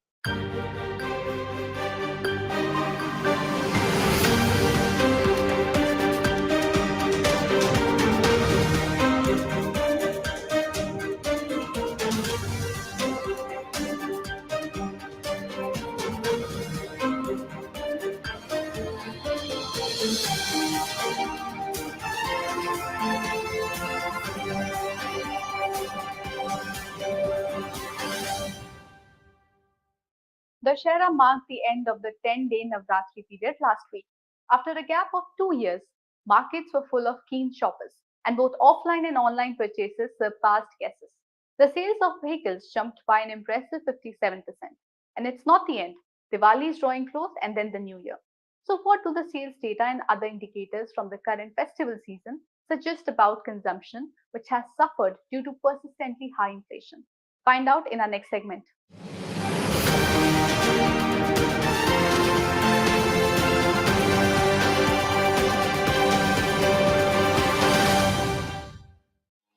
High inflation failed to dampen festive spirits during the Navratri as people, especially in cities, went on a shopping spree. The latest CMIE Consumer Pyramids Household Survey shows during September, the index of consumer sentiments rose to a 30-month high.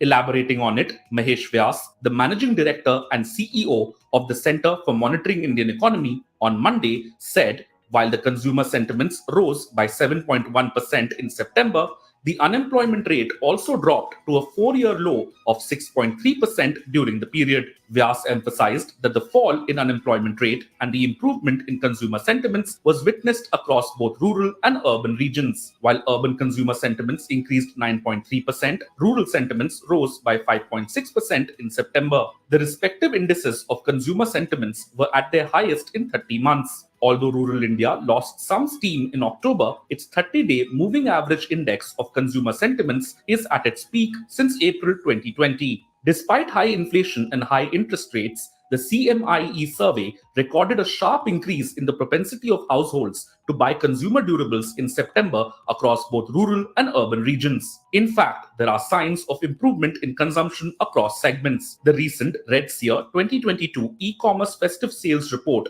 reveals that the online retail market touched $5.7 billion in gross merchandise value, registering about 27% growth from a year earlier. During the first week of the festival season, from 22nd of September to the 30th, mobile phones continued to lead the market during this period. The report also found that online shopper base had jumped by 24% over the corresponding period last year. While 65% of the shoppers came from cities other than metros, the spending by each online shopper also increased by 3% during the particular festival week. Auto sales were also buoyed by the festival cheer. The Federation of Automobile Dealers Associations, or FADA, reports that this Navratri, retail vehicle sales were up 57% to almost 540,000 units, from slightly above 340,000 units during the COVID-hit 2021-22. Sales of all categories of automobiles, including two-wheelers, three-wheelers, commercial vehicles, and tractors, put up a strong show during the Navratri this year. In a major boost to the automobile sector, not only were overall sales increased by 27% compared to Navratri sales last year, but also 16% above the pre-pandemic 2019 season.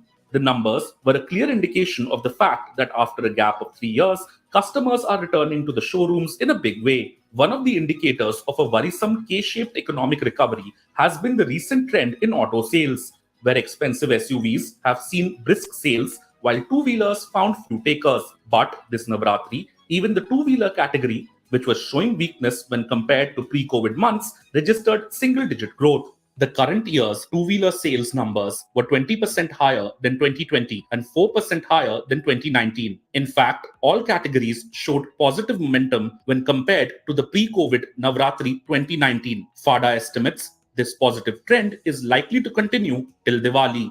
This indication of a broad-based recovery in consumption will be a welcome trend, since a recent survey conducted by UBS Securities India indicates that affluent consumers were upbeat about spending during the festival season, but those in lower income groups did not share their optimism. A Bank of Baroda report in September shared that the production of daily consumption items, which continued to see elevated price pressures, showed a drop in April-July 2022 and also when compared to pre-pandemic levels. Meanwhile, items like liquor, travel goods, bottled water, aerated drinks, and passenger vehicles, especially in the high-end segment, showed momentum. So, how will the impact of elevated and sticky inflation play out on the purchasing power of certain segments of the population, especially those that have been deeply affected by the COVID-19 pandemic. So when you're talking in terms of a K-shaped recovery, I think that kind of a trend will continue because there'll be certain sectors which will be doing better, especially in the consumer durable goods segment.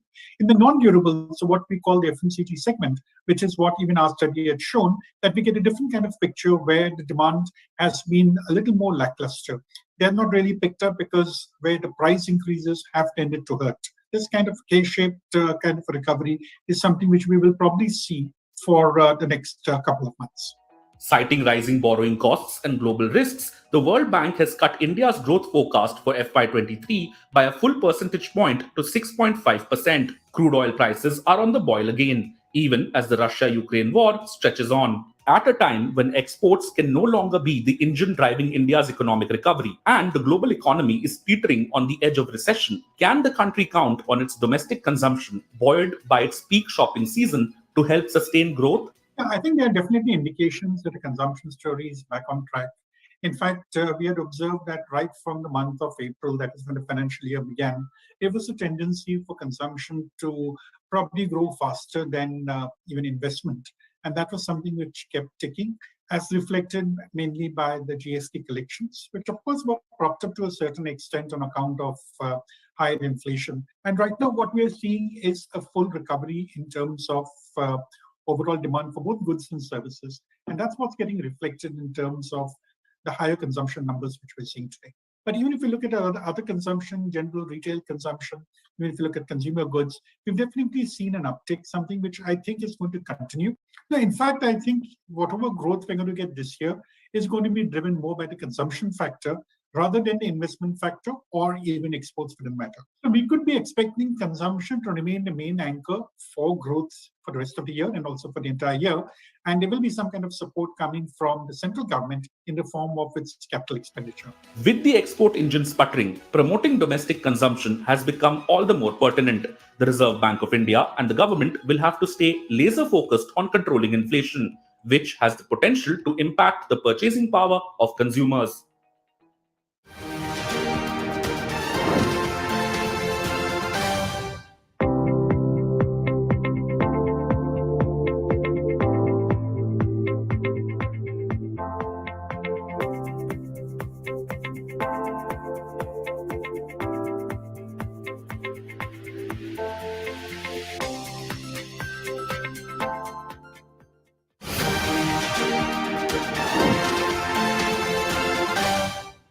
Railways is also gearing up to meet the festival rush and to make up for some pandemic losses in passenger revenue. But Railways freight operations were not affected by the pandemic upheaval. The revenue of Railways from freight transport jumped by 24% last fiscal, and the government has lined up a host of measures to transform the freight service. Let's find out how.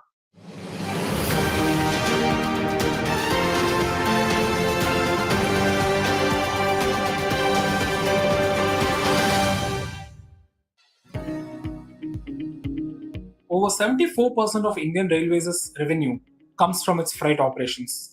It is the backbone of the railways and also supports passenger operations. So the health of the railways depends a lot on how its freight service is performing, and it is doing really well. The last 2 years, railways freight loading has been impressive. Despite the pandemic, the freight loading in FY21 exceeded that of FY20.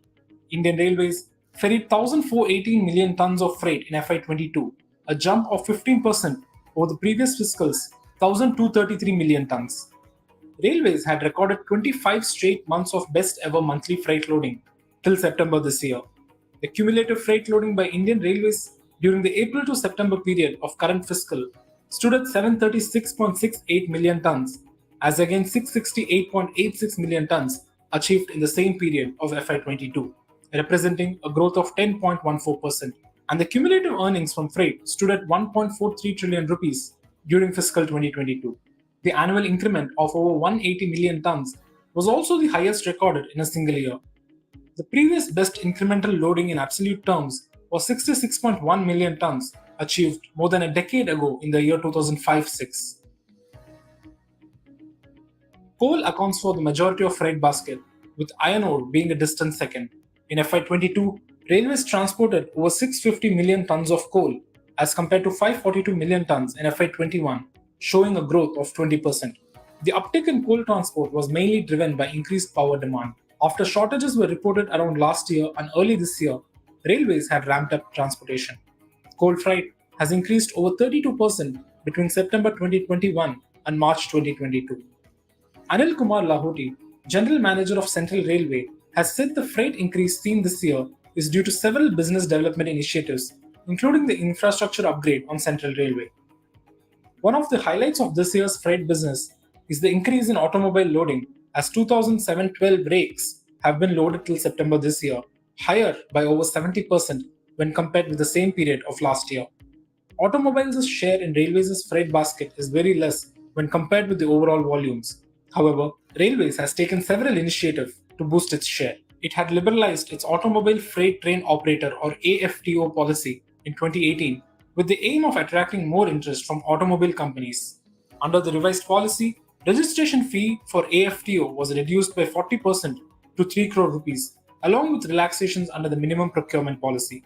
In line with this, there has been a steady rise in automobile traffic in the past few years. Approximate estimates would put automobile freight at close to 4.6 lakh units so far this fiscal year. The government is devising more strategies to fuel auto traffic. To accommodate SUV cars, a new design of auto carrier wagons is under finalization. To facilitate loading and unloading of automobiles, design modification to the existing NMG wagons is also under execution. Automakers are now planning to increase the distribution of vehicles through rail transport by up to 30% by 2027. This share was 16% in FY22.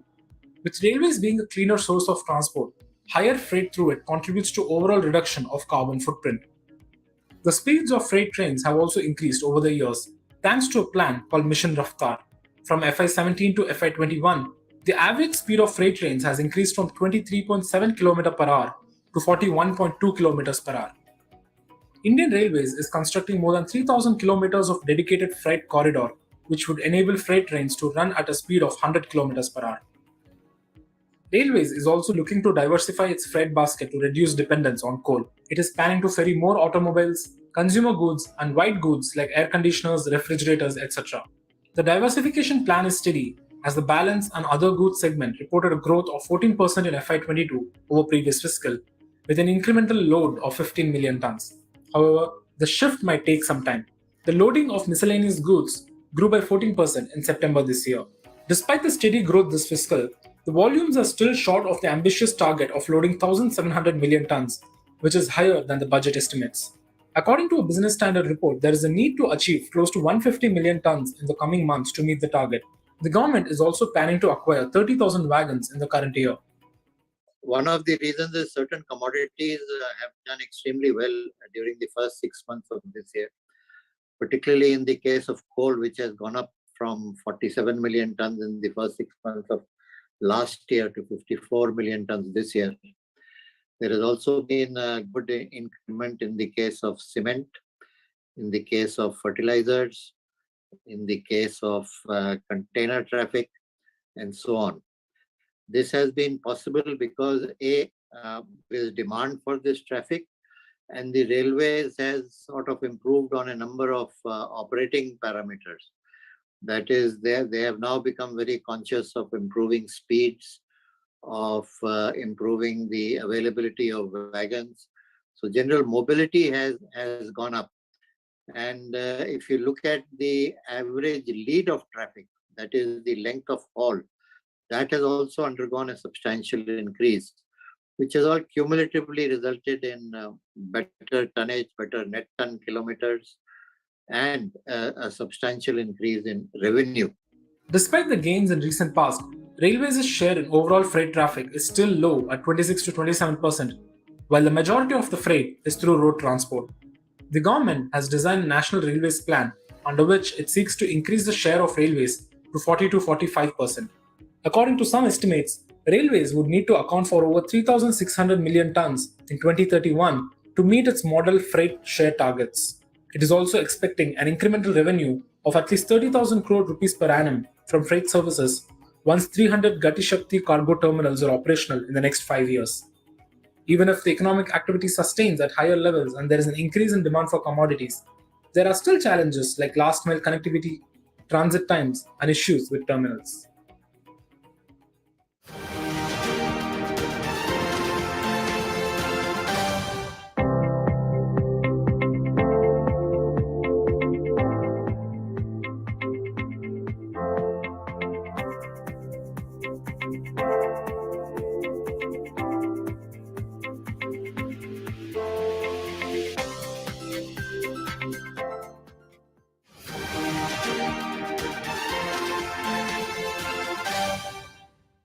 Defying headwinds, banks too are expected to report a healthy rise in net profit and net interest income for the September quarter, as successive rate hikes by the Reserve Bank of India failed to curb credit growth. Besides, easing government bond yields in the quarter gone by will support treasury income. Our next report explains how the Q2 report cards of banks look like and the warning signs that investors should be wary of.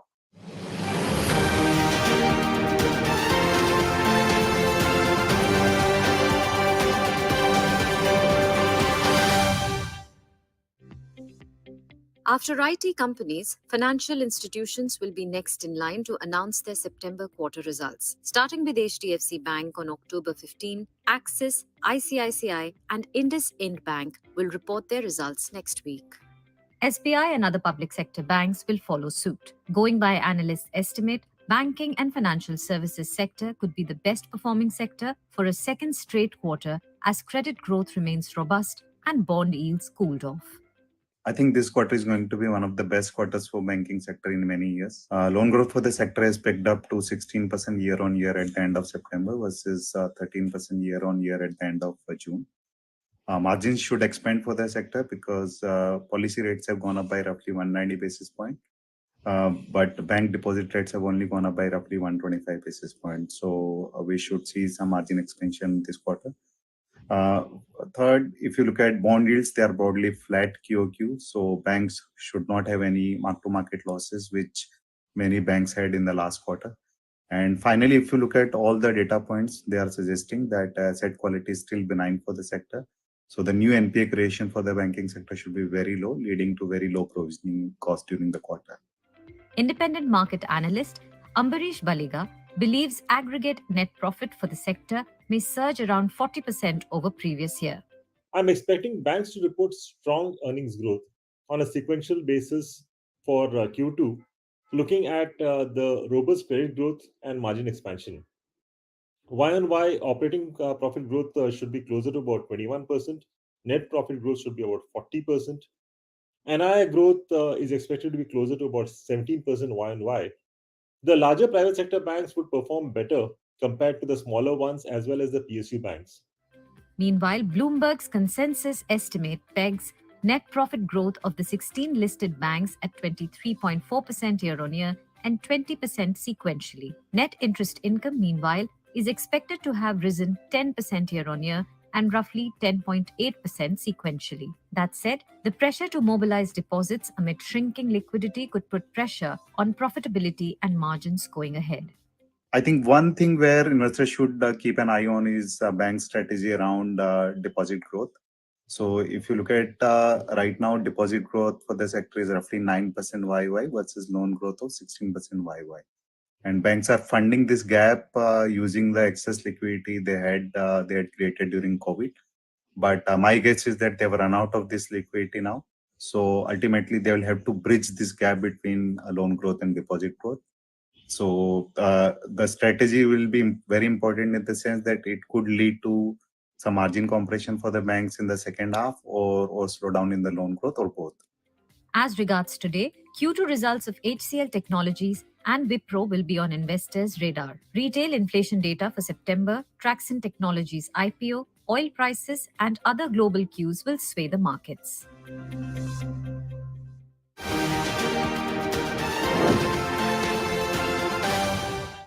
From the financial markets, let us move on to the judiciary.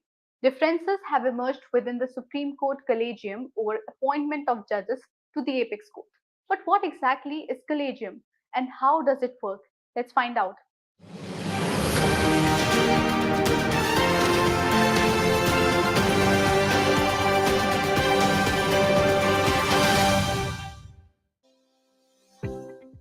It is a group of Chief Justice of India or CJI and the four senior-most judges of the Supreme Court that decides appointments to the Apex Court. These appointments could be in the form of elevation when High Court judges are appointed to the Supreme Court, or direct appointments when experienced lawyers may be directly appointed as Apex Court judges. High courts too have a collegium. They are headed by the Chief Justice of the court. The next two senior-most judges are part of the High Court Collegium. However, the High Court Collegium only makes recommendations for appointments to the High Court. The final decisions are taken by a collegium of the CJI and 2 senior-most judges of the Supreme Court. This collegium of the 3 senior-most Supreme Court judges also decides transfers of High Court judges in the country. Under Article 124, the appointment of Supreme Court judges should be made by the President after consultation with such judges of the High Courts and the Supreme Court as the President may deem necessary, all appointments except his or her own. After the 1981 S.P. Gupta case, also called the first judge's case, it was suggested that the executive must have the biggest say in judicial appointments. 12 years later, in 1993, a 9-judge bench in the second judge's case said that the CJI must be given priority in such appointments. This was reinstated in the third judge's case in 1998. Since then, the judges are appointed by the collegium system. The central government has not been a supporter of the collegium system. According to the government, the current system is not transparent and can be blamed for the high number of vacancies in the judiciary. It has also come under the fire for not being representative enough. Women, Dalits, and STs are underrepresented in the higher judiciary in India. In 2014, NDA government had brought National Judicial Appointments Commission (NJAC) Act to accord a major role to the executive in appointing judges to the higher judiciary, but it was struck down by the Supreme Court in 2015. I will achieve, I will fly high. I am the I in SBI. I'm backed by the nation's trusted bank, SBI, the banker to every Indian. Union Minister for Law and Justice Kiran Rijiju has said last month that there was a need to rethink the collegium system so that appointments in the higher judiciary could be accelerated. That is all for today. For more news, views, and analysis, please log on to business-standard.com. If you like this video, share it and subscribe to Business Standard. For more news, views, and insights, log on to www.business-standard.com. Do also follow us on YouTube, Twitter, Facebook, Instagram, Telegram, and LinkedIn. Thank you, one and all. Ladies and gentlemen, the august presence of Honorable Secretary General of United Nations, Mr. Antonio Guterres, is gracing the occasion today. May I now request you, sir, to address the gathering. Please, sir.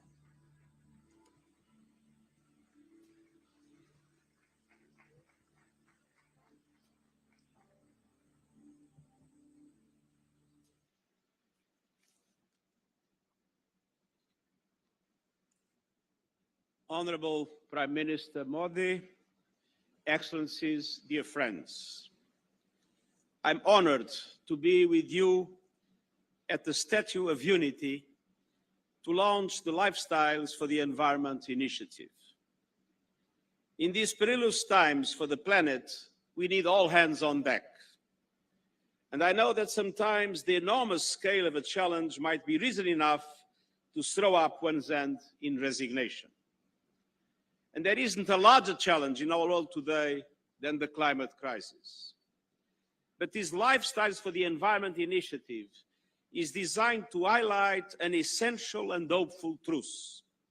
All of us, individuals and communities, can and must be part of the solution of protecting our planet and our collective future. After all, overconsumption is at the root of the triple planetary emergency of climate change, biodiversity loss, and pollution. We are using the equivalent of 1.6 planet Earths to maintain our lifestyles. And that great excess is compounded by great inequality. The combined greenhouse gases emissions of the richest 1% are more than twice the poorest 50%. So we need to urgently transform our economic systems to make them friendly to the planet and to make them equitable so all can have equal opportunity to thrive in developed and developing countries. Each one of us will have to learn to live sustainably and reduce our environmental footprint by saving energy and reducing pollution and waste, by using less plastic, by taking advantage of clean cooking technologies, by eating more sustainably and not throwing away food, by using renewable energy, and by making our money count as consumers by supporting sustainable products. And many other examples we have seen in the wonderful film that has started this ceremony. And we also need to be speaking up and demanding the leaders to support clean, green lifestyles and ambitious climate action. This is the mission of the Lifestyles for the Environment initiative that I hope can spread throughout the world. Dear friends, I am immensely encouraged by the commitment that India has made to pursue environmentally sound policies. These efforts include a pledge to significantly increase investment and deployment of renewable energy, championing the International Solar Alliance, and joining the High Ambition Coalition for Nature and People, which aims to protect and conserve 30% of the world's ecosystems by 2030. I also congratulate India on its upcoming G20 presidency. The G20 accounts for 80% of global greenhouse gas emissions, but it also represents 80% of global GDP. So the G20 combined has the resources, the know-how and the power to end our war against nature and set us on course to more sustainable living. And central to that goal is the urgent need to pivot from economies based on fossil fuel consumption to economies powered by renewable energy. A revolution in which developed countries must invest massively, financially and in technological support to allow emerging economies themselves to also be able to present more ambitious targets. And the world counts on G20 economies to lead the way in progressively ending the use of coal by 2030 in OECD countries and 2040 in non-OECD countries. Developed countries must follow through on their commitments to provide meaningful financial and technological support to countries like India throughout this transition. We need to unleash a renewables revolution, and I look forward to working with India in driving this agenda forward. Dear friends, in 3 weeks, world leaders will meet in Egypt for the next United Nations Climate Change Conference, COP27. COP27 represents a key political opportunity to rebuild trust and accelerate action across all the pillars of the Paris Agreement: adaptation, mitigation, finance, and loss and damage. Full implementation of the financial commitments made in Paris, a quantum leap in support to adaptation in developing countries, and measurable progress and serious progress in loss and damage are essential conditions to reestablish trust between developing and developed countries around the world. With its vulnerability to climate impacts and its massive economy, India can play a critical bridging role. We have no time to lose. We are in imminent danger of failing to meet the goal of limiting global temperature rise to 1.5 degrees Celsius. And our global goal is to be net zero emissions by 2050. And to achieve this, we must collectively halve global emissions from 2010 levels by 2030. And as the LIFE initiative highlights, every citizen has a role to play. And that includes everyone, everywhere, using their voice to urge their leaders to take much-needed ambitious climate action. Dear friends, as the Prime Minister of Mauritius has recalled, Mahatma Gandhi reminded us that the world has enough for everyone's need, but not enough for everyone's greed. That perfectly captures the situation we face now. Unfortunately, for the time being, greed is prevailing over need, and we need to reverse this trend. The planet is able to support each and every one of us, but we must treat its resources with wisdom and respect. So today, let us pledge to alter our economies and our lifestyles so we are able to share Earth's resources fairly and take only what we need. And let us count on India as it assumes the G20 presidency to help usher in a new era of sustainability fully in line with its history, its culture, and its tradition. Thank you.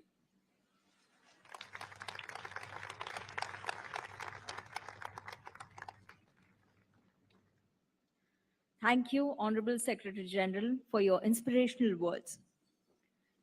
और अब भारत के माननीय प्रधानमंत्री श्री नरेंद्र मोदी जी से अब मैं सविनय अनुरोध करती हूं कि रिमोट का बटन दबाकर मिशन लाइफ के डॉक्यूमेंट का विमोचन करें एवं लोगो और टैगलाइन को लॉन्च करें।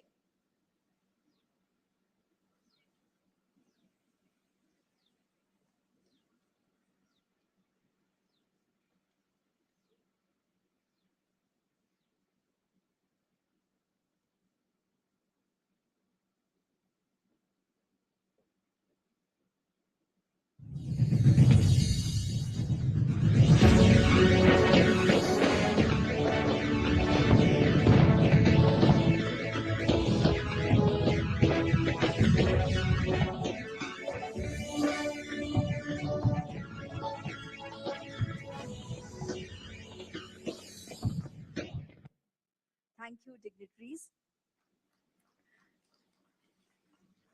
आइए हम भी करतल ध्वनि से इस लॉन्च का इस क्षण के हम साक्षी बने।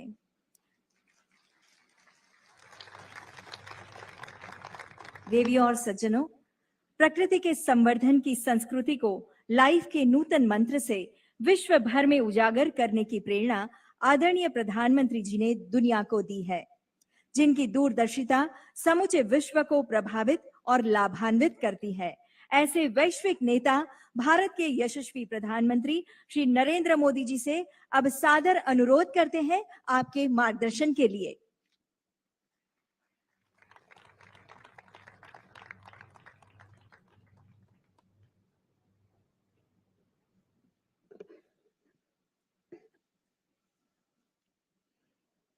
यूनाइटेड नेशंस के सेक्रेटरी जनरल एंटोनियो गुटेरेस जी, गुजरात के मुख्यमंत्री श्री भूपेंद्र भाई पटेल, भारत के विदेश मंत्री डॉक्टर एस जयशंकर जी, देश विदेश से आए सभी अन्य महानुभाव, देवी और सज्जनों, इस गौरवशाली धरती पर आप सबका हार्दिक स्वागत है। एंटोनियो गुटेरेस जी के लिए तो भारत दूसरे घर जैसा है। आपने अपना युवावस्था में बहुत बार भारत की यात्रा भी की है। गोवा से आपके पारिवारिक संबंध भी है। मुझे ऐसा लग रहा है कि मैं गुजरात में आज अपने परिवार के ही किसी सदस्य का स्वागत कर रहा हूं। एंटोनियो गुटेरेस जी, आपका यहां आने के लिए बहुत बहुत आभार, बहुत बहुत अभिनंदन। मुझे खुशी है कि मिशन लाइफ को लॉन्चिंग के समय से अनेक देश इस संकल्प के साथ जुड़ हुए हैं। मैं फ्रांस के प्रेसिडेंट श्री मैक्रो, यूके के प्रधानमंत्री लीज ट्रस, गुयाना के प्रेसिडेंट इरफान अली, अर्जेंटीना के प्रेसिडेंट आल्वो फर्नांडिस, मॉरिशस के प्रधानमंत्री प्रवीण जगन्नाथ, मेडागास्कर के प्रेसिडेंट एंडी रोजे जी, नेपाल के प्रधानमंत्री शेर बहादुर जी, मालदीव के भाई सोली जी, अर्जेंटीना के मिनिस्टर जेरी एल्वेजी का, इंडोनेशिया के प्राइम मिनिस्टर काया क्लास का हृदय से धन्यवाद करता हूं। साथियों, ये आयोजन हमारे राष्ट्रीय गौरव सरदार वल्लभ भाई पटेल की विशाल प्रतिमा स्टैच्यू ऑफ यूनिटी के सानिध्य में हो रहा है और क्लाइमेट चेंज के खिलाफ लाइफ में यूनिटी ही सबसे महत्वपूर्ण फैक्टर है। दुनिया की सबसे बड़ी प्रतिमा हमें पर्यावरण से जुड़े ऊंचे लक्ष्य तक तय करने और उन्हें पूरा करने की प्रेरणा देगी। साथियों, जब प्रतिमान विशाल होते हैं तो कीर्तिमान भी विशाल होते हैं। इस कार्यक्रम का आयोजन गुजरात में होना बहुत मायने रखता है और ये बिल्कुल उपयुक्त भी है।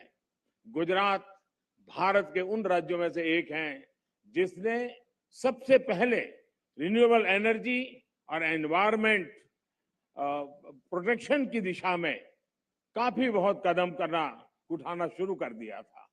चाहे बात नहरों पर सोलर पैनल लगाने की हो या सूखाग्रस्त इलाकों में जल स्तर बढ़ाने के लिए वाटर कंजर्वेशन का अभियान हो, गुजरात हमेशा एक प्रकार से लीडर के रूप में, ट्रेंड सेटर के रूप में रहा है। साथियों, क्लाइमेट चेंज को लेकर ऐसी धारणा बना दी है जैसे सिर्फ पॉलिसी से जुड़ा विषय है, लेकिन जैसे ही हम इस मुद्दे का पॉलिसी से जोड़कर देखने लगते हैं, जाने अनजाने में हमारे मन में ये बात बैठ जाती है कि इस पर सरकार ही कुछ करेगी, या फिर ये सोचते हैं कि अंतर्राष्ट्रीय संस्थाओं को इस पर कोई कदम उठाना चाहिए। ये बात सही है कि सरकार, अंतर्राष्ट्रीय संस्थाएं, उनकी भूमिका बड़ी है और वो इसे संभाल करने का प्रयास भी कर रहे हैं, लेकिन हम सभी देख सकते हैं कि अब इस मुद्दे की गंभीरता चर्चाओं से बाहर निकलकर दुनिया के हर कोने में, हर घर में आज नजर आने लगी है। क्लाइमेट चेंज से हो रहे बदलाव लोग अपने आसपास महसूस करने लगे हैं। पिछले कुछ दशकों में हमने इस दुष्प्रभाव को और तेज देखा है, अप्रत्याशित आपदाओं को झेला है। आज हमारे ग्लेशियर्स पिघल रहे हैं, समुद्रों का जलस्तर बढ़ रहा है, हमारी नदियां सूख रही है, मौसम अनिश्चित हो रहे हैं और ये बदलाव लोगों को सोचने पर मजबूर कर रहे हैं कि क्लाइमेट चेंज के मुद्दे को सिर्फ पॉलिसी मेकिंग के लेवल पर ही नहीं छोड़ा जा सकता। लोग खुद महसूस करने लगे हैं कि एक व्यक्ति, एक परिवार और एक समुदाय के तौर पर उन्हें इस धरती के लिए, इस प्लेनेट के लिए कुछ न कुछ जिम्मेवारी उठानी चाहिए, खुद ने भी कुछ करना चाहिए। लोग जानना चाहते हैं कि अपने खुद के प्रयत्न में या परिवार के साथ और अपने समुदाय के साथ मिलकर वो कौन से कदम उठा सकते हैं जिससे धरती की सुरक्षा हो सके, इस पृथ्वी की सुरक्षा हो सके। इन सारे सवालों का जवाब मिशन लाइफ में है। मिशन लाइफ का मंत्र है लाइफस्टाइल फॉर एनवायरमेंट। पृथ्वी पर रहने वाले प्रत्येक व्यक्ति को व्यक्तिगत प्रयासों की कामना के साथ ही आज ये मिशन लाइफ का ये विजन दुनिया के सामने रख रहा हूं। मिशन लाइफ इस धरती की सुरक्षा के लिए जन जन की शक्तियों को जोड़ता है, उनका बेहतर इस्तेमाल करना सिखाता है। मिशन लाइफ क्लाइमेट चेंज के खिलाफ लड़ाई का लोकतांत्रिक, डेमोक्रेटिक एक प्रकार से उसका विस्तार कर रहा है, जिससे हर कोई अपने सामर्थ्य के हिसाब से योगदान दे सकता है। मिशन लाइफ इस बात पर भरोसा करता है कि छोटे छोटे प्रयासों का भी व्यापक प्रभाव हो सकता है। मिशन लाइफ हमें प्रेरित करता है कि हम सब अपनी रोजमर्रा की जिंदगी में ऐसा बहुत कुछ कर सकते हैं जिससे पर्यावरण की सुरक्षा हो। मिशन लाइफ ये मानता है कि अपनी लाइफस्टाइल में बदलाव करके एनवायरमेंट की रक्षा की जा सकती है। ये आपको दो बहुत दिलचस्प उदाहरण देना चाहता हूं, बड़ी सरल बातें मैं बताना चाहता हूं। आपने देखा होगा कुछ लोगों को एसी का टेम्परेचर 17 डिग्री या 18 डिग्री सेल्सियस पर रखना बहुत पसंद होता है, लेकिन एसी का टेम्परेचर इतना कम करने के बाद यही लोग सोने के समय कंबल या रजाई का सहारा लेते हैं। एसी का हर डिग्री टेम्परेचर कम करना पर्यावरण पर उतना ही नकारात्मक प्रभाव, यानी उसको अगर हम बचा सकते हैं, कोशिश करके कर सकते हैं। यानी हम अपनी लाइफस्टाइल को ठीक करके हम तो पर्यावरण की कितनी बड़ी मदद होगी। लाइफस्टाइल से जहां भी एक और उदाहरण मैं बताना चाहता हूं, हम देखते हैं कि कुछ लोग 5 किलोमीटर प्रति लीटर के एवरेज वाली गाड़ी लेकर के जिम जाते हैं और जिम में ट्रेडमिल पर जमकर अपना पसीना बहाने की कोशिश करते हैं। अरे भाई, अगर ये पसीना आप पैदल चलकर या साइकिल पर जिम जाकर के उठा लेते तो पर्यावरण की रक्षा भी होती और आपके स्वास्थ्य की भी रक्षा होती। साथियों, लाइफस्टाइल से व्यक्तिगत और समाज के छोटे छोटे प्रयासों से कैसे बड़े नतीजे आ सकते हैं, मैं इसका भी उदाहरण देना चाहता हूं। भारत में हमने कुछ साल पहले देशवासियों से ज्यादा एलईडी बल्ब इस्तेमाल करने के लिए आग्रह किया था।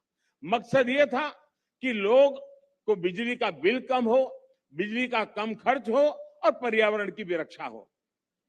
सरकार ने एलईडी बल्ब की एक योजना शुरू की और देश का प्राइवेट सेक्टर भी इसमें भागीदार हो गया। यहां आए अंतर्राष्ट्रीय एक्सपर्ट्स ये जानकर के उनको हैरानी होगी कि कुछ ही समय के भीतर भारत के लोगों ने 160 करोड़ से ज्यादा एलईडी बल्ब अपने यहां में लगा दिए, परिवर्तन कर दिया। और इसका प्रभाव यह है कि 100 मिलियन टन से ज्यादा कार्बन डाइऑक्साइड का उत्पादन हम कम कर पा गए, उसका उत्सर्जन कम कर पाए। और मैं ये आपको नोट करने के लिए जरूर कहूंगा कि ये प्रतिवर्ष हो रहा है, ये सिर्फ एक बार की घटना नहीं, हर वर्ष ये बेनिफिट होने वाला है और उसका लाभ होने वाला है। एलईडी की वजह से अब हर साल इतना उत्सर्जन कम होने लगा है। साथियों, गुजरात महात्मा गांधी की भूमि है, जन्मभूमि है, तो उन विचारकों से एक जो बहुत पर्यावरण संरक्षण और प्रकृति के साथ तालमेल लेकर के जीवन जीने का महत्व समझ गए। उन्होंने ट्रस्टीशिप के अवधारणा की विकसित की थी। मिशन लाइफ इस सबको पर्यावरण के ट्रस्टी बनाता है।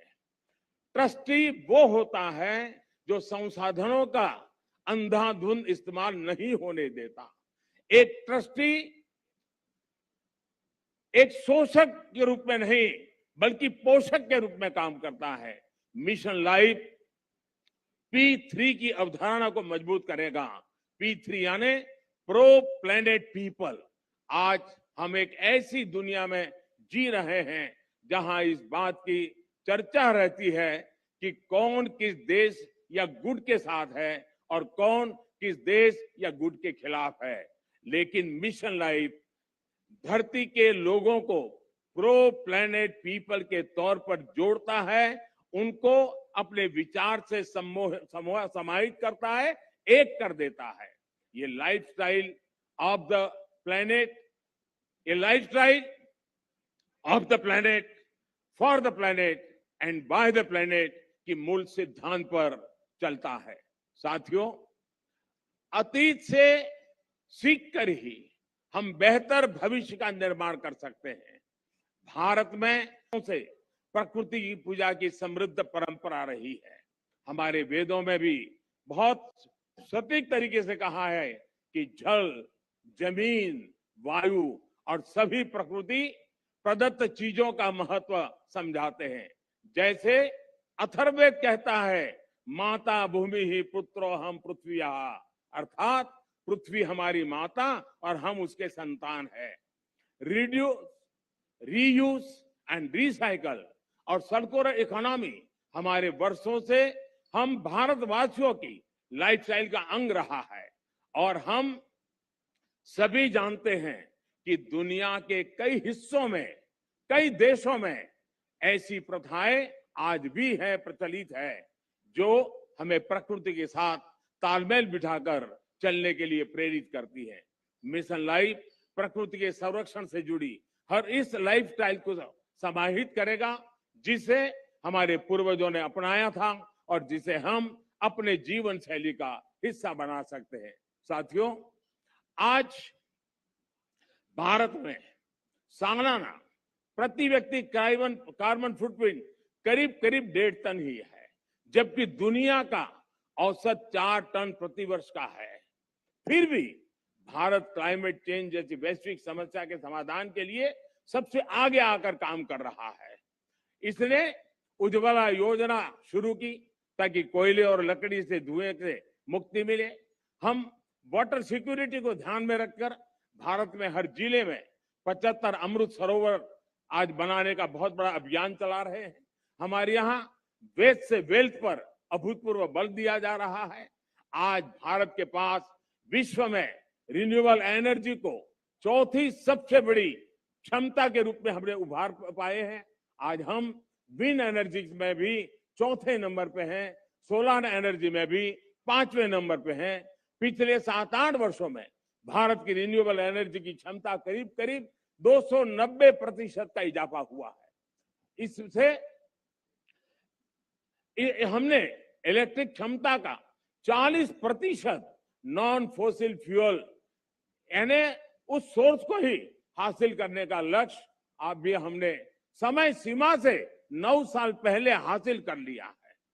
हमने पेट्रोल में 10% इथेनॉल ब्लेंडिंग का लक्ष्य भी तय किया था और उसे भी समय सीमा से 5 महीने पहले ही हमने पूरा कर लिया है।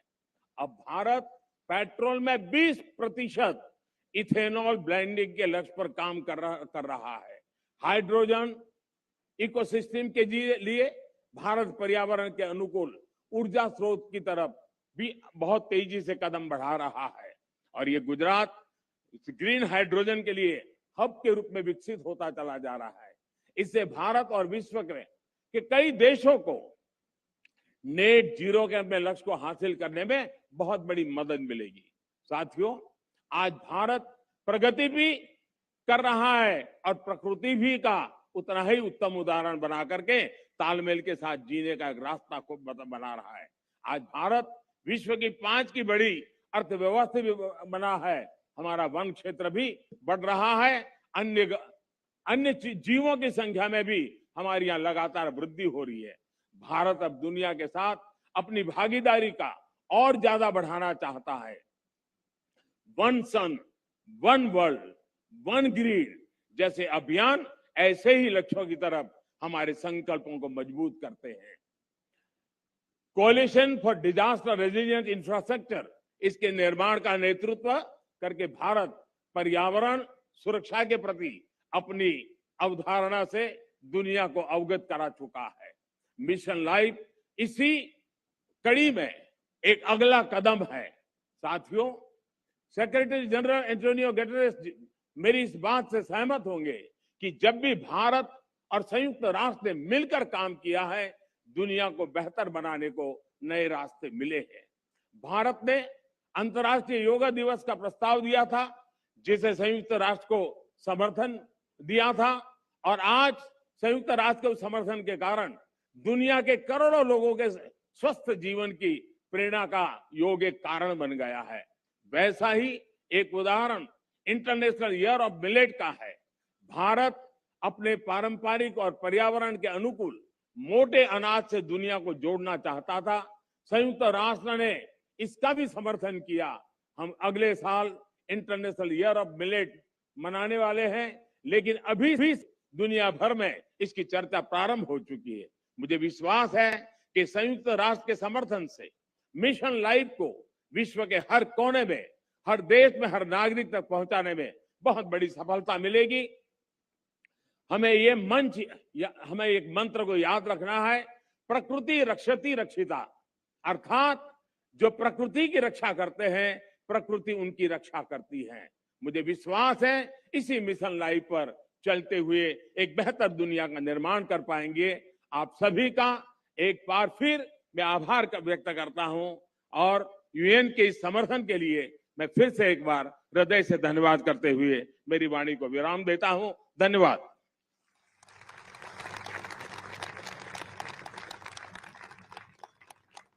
बहुत बहुत धन्यवाद प्रधानमंत्री महोदय, आपकी इस प्रेरणा के लिए, लाइफ के इस महाअभियान की शुरुआत करवाने के लिए।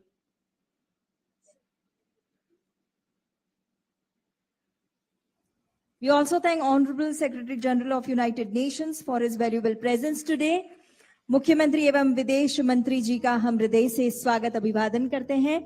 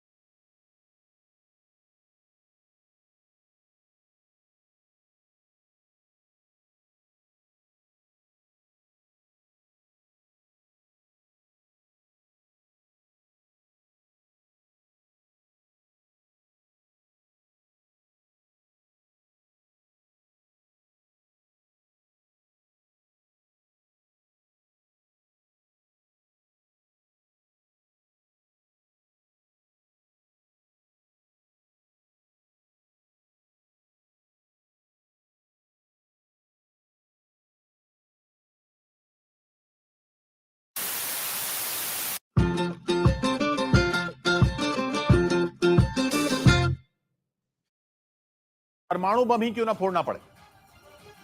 और माना जा रहा है कि इसी वजह से ब्रिटेन का न्यूक स्निफर ब्लैक सी पर नजर रखने पहुंच गया। ब्रिटेन ने अपना जो न्यूक स्निफर भेजा है उसका नाम है RC-135W, जो ये पता लगा सकता है कि वातावरण में कोई रेडियो एक्टिव पदार्थ तो नहीं है। आसान शब्दों में कहें तो ये विमान हवा में रेडिएशन को सूंघ सकता है और इसी वजह से इसे ये पता लगाने भेजा गया कि ब्लैक सी के आसपास पुतिन का अगला प्लान क्या है, क्योंकि ब्लैक सी वो इलाका है जिसमें रूस किसी का दखल नहीं चाहता और अगर किसी ने वहां अपनी टांग अड़ाई तो वो उसे सबक सिखाकर दम लेगा। ब्लैक सी 6 देशों से घिरा है और ये 6 देश हैं यूक्रेन, रोमानिया, बल्गेरिया, तुर्की, जॉर्जिया और रूस। लेकिन जिस वजह से रूस इस पर अपना अकेला अधिकार चाहता है वो है इसका आर्थिक महत्व, क्योंकि ब्लैक सी रूस के लिए यूरोप में आर्थिक गतिविधियों का एंट्री गेट है।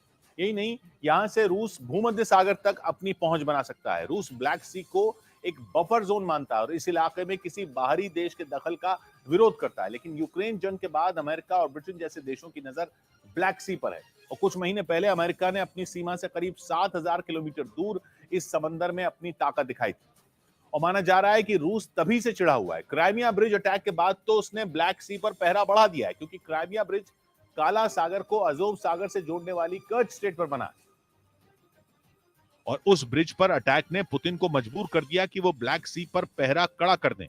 माना जा रहा है कि इसी वजह से ब्रिटेन ने अपना न्यूक स्निफर ब्लैक सी पर भेजा, क्योंकि ब्रिटेन और अमेरिका समेत सभी पश्चिमी देशों को लग रहा है कि पुतिन ब्लैक सी के नजदीक परमाणु बम फोड़ने वाले हैं। यही नहीं है, एक रिपोर्ट में दावा किया गया कि इसी डर ने ब्रिटेन के रक्षा मंत्री को अमेरिका का खुफिया दौरा करने पर मजबूर कर दिया। खबर है कि अपने इस दौरे में उन्होंने ब्लैक सी के इर्द गिर्द परमाणु विस्फोट की आशंका पर बात की, क्योंकि ब्रिटेन के एक दूसरे मंत्री ने इशारा किया था कि यह दौरा उस मुद्दे पर है जिसके बारे में कोई सोच ही नहीं सकता। मतलब साफ है कि अमेरिका पर्दे के पीछे से ब्रिटेन के जरिए रूस की जासूसी करवा रहा है, क्योंकि उसकी नजर ब्लैक सी पर है और अमेरिका को लग रहा है कि पुतिन वहां कुछ बड़ा करने वाले हैं और हो सकता है कि पुतिन का वो बड़ा काम परमाणु विस्फोट हो। बाइडेन की यह दलील भी है कि यूक्रेन में जीत को तरस रहे पुतिन बौखलाहट में परमाणु बम फोड़ सकते हैं।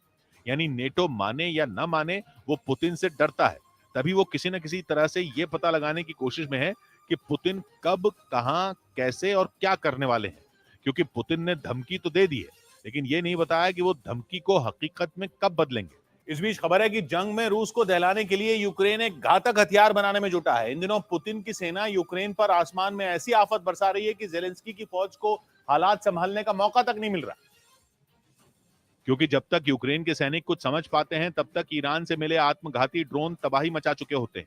यही वजह रही कि जंग में रूस के लिए बड़ा हथियार साबित हो रहे शाहिद 136 ड्रोन ने यूक्रेन के कई शहरों की तस्वीर बदल कर रख दी। कहा जा रहा है कि ईरान के इन्हीं आत्मघाती ड्रोन का तोड़ अब यूक्रेन ने निकाल लिया है।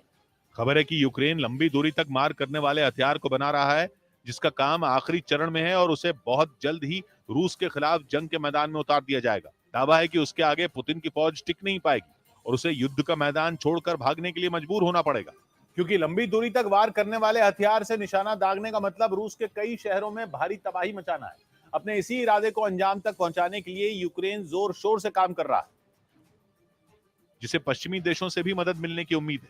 बताया जा रहा है कि यूक्रेन अपने इस हथियार को तो बना ही रहा है, साथ ही उसे पश्चिमी देशों से भी लंबी दूरी तक जाकर हमला करने वाले हथियार मिलने वाले हैं।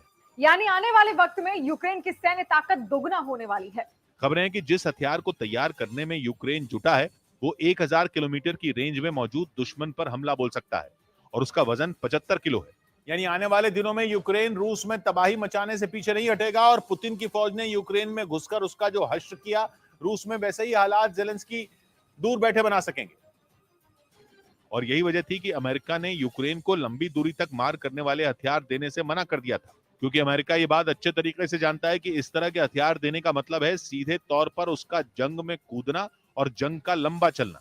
साथ ही रूस ने यूक्रेन और नेटो को ये धमकी भी दी थी कि वो परमाणु हमले से परहेज नहीं करेगा। ऐसे में जब लंबे इंतजार के बाद जेलेंस्की को अमेरिका से लंबी दूरी तक वार करने वाले हथियार मिलने की हरी झंडी नहीं मिली तो उन्होंने यूक्रेन में ही इस तरह के घातक हथियार को तैयार कर दिया। हालांकि अमेरिका ने यूक्रेन को सतह से हवा में मार करने वाले एयर डिफेंस सिस्टम देने के वादे को बनाए रखा और अमेरिका के हाइमार्स ने पूर्वी यूक्रेन में बड़ी भूमिका निभाई। जेलेंस्की की फौज हाइमार्स की मदद से ही खार्किव समेत कई दूसरे शहरों से रूसी सैनिकों को खदेड़ पाई थी। उधर रूस से धमकी और वहां से अपने यहाँ घुसते शरणार्थियों से छुटकारा पाने के लिए फिनलैंड ने बॉर्डर पर बाड़बंदी करने का मन बना लिया। नेटो से जुड़ने की अर्जी देकर फिनलैंड वैसे ही पुतिन की दुश्मनी मोल ले चुका है और उस पर रूस के शरणार्थी उसके जी का जंजाल बन गए। इसीलिए रूस से लगने वाली सीमा पर बाड़ लगाकर फिनलैंड पुतिन के हमलों और उनके शरणार्थियों दोनों से बचने की कोशिश में है। फिनलैंड काफी वक्त से बॉर्डर पर फेंसिंग करने की कोशिश में है ताकि नेटो में शामिल होने से पहले ही अगर रूस उस पर धावा बोल दे तो उसकी कुछ तो तैयारी हो। फिनलैंड का रूस के साथ 1340 किलोमीटर लंबा बॉर्डर है। ऊपर से फिनलैंड वो देश है जिसका रूस से कई युद्ध लड़ने का इतिहास रहा है और आज की तारीख में तो फिनलैंड पुतिन की हिट लिस्ट में है। फिर जब से पुतिन ने यूक्रेन में लड़ने के लिए अपने और सैनिक भेजने का ऐलान किया है, तभी से वहां से कई लोग पड़ोसी देश फिनलैंड भाग चुके हैं।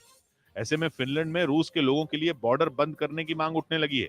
इस बीच रूस की तरफ से एक वीडियो जारी किया गया जिसमें उसके जवान जेलेंस्की के सैनिकों पर गोलियां बरसाते नजर आए। रूस ने दावा किया कि यूक्रेन के सैनिक जंगल में छिपकर वार कर रहे थे, जिन्हें मजा चखाने के लिए रूस के कुछ सैनिक हाथों में बंदूक लेकर उन पर टूट पड़े।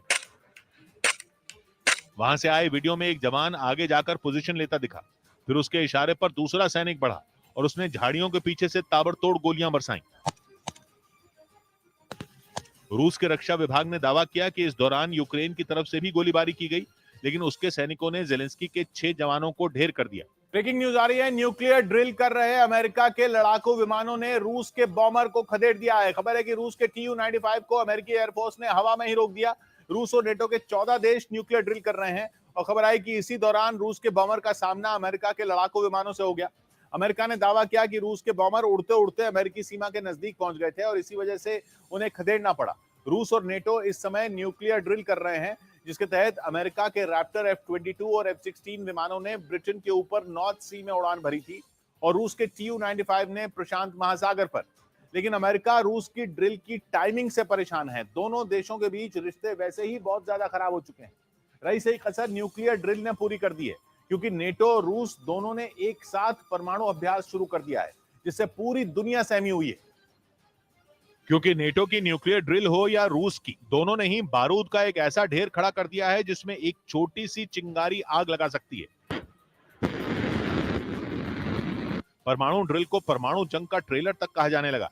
ये डर तब और बढ़ गया जब खबर आई कि आसमान में रूस के बॉमर और अमेरिका के लड़ाकू विमानों की भिड़ंत हो गई और अमेरिका के F-16 ने रूस के Tu-95 को खदेड़ दिया। क्योंकि अमेरिका ने दावा किया कि रूस के बॉमर उड़ते उड़ते अमेरिकी सीमा के नजदीक पहुंच गए थे और अलास्का के नजदीक उड़ रहे थे। करीब 2 साल पहले भी कुछ ऐसा ही हुआ था। फर्क बस इतना था कि तब F-16 ने नहीं, रैप्टर F-22 ने रूस के विमानों को खदेड़ा था। और खबर है कि एक बार फिर अमेरिकी लड़ाकू विमानों ने रूस के बॉमर के साथ वही किया, क्योंकि America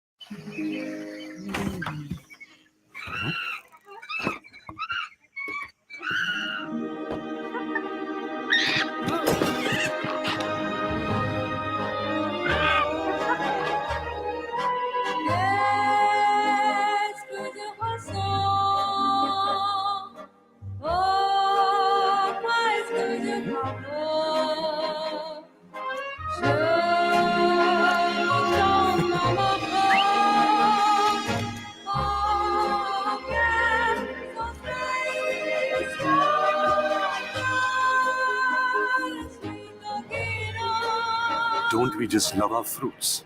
India's highest fruit content shake. Storia, stay fruited.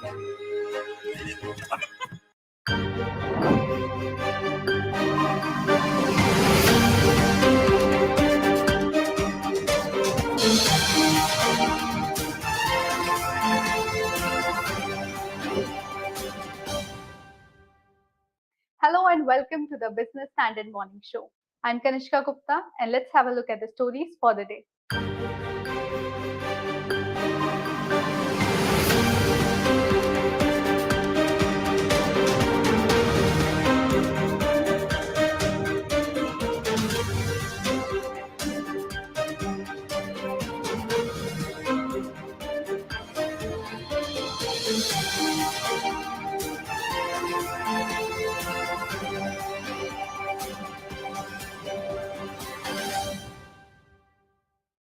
Dussehra marked the end of the 10-day Navratri period last week. After a gap of 2 years, markets were full of keen shoppers, and both offline and online purchases surpassed guesses. The sales of vehicles jumped by an impressive 57%. And it's not the end. Diwali is drawing close and then the new year. So what do the sales data and other indicators from the current festival season suggest about consumption, which has suffered due to persistently high inflation? Find out in our next segment.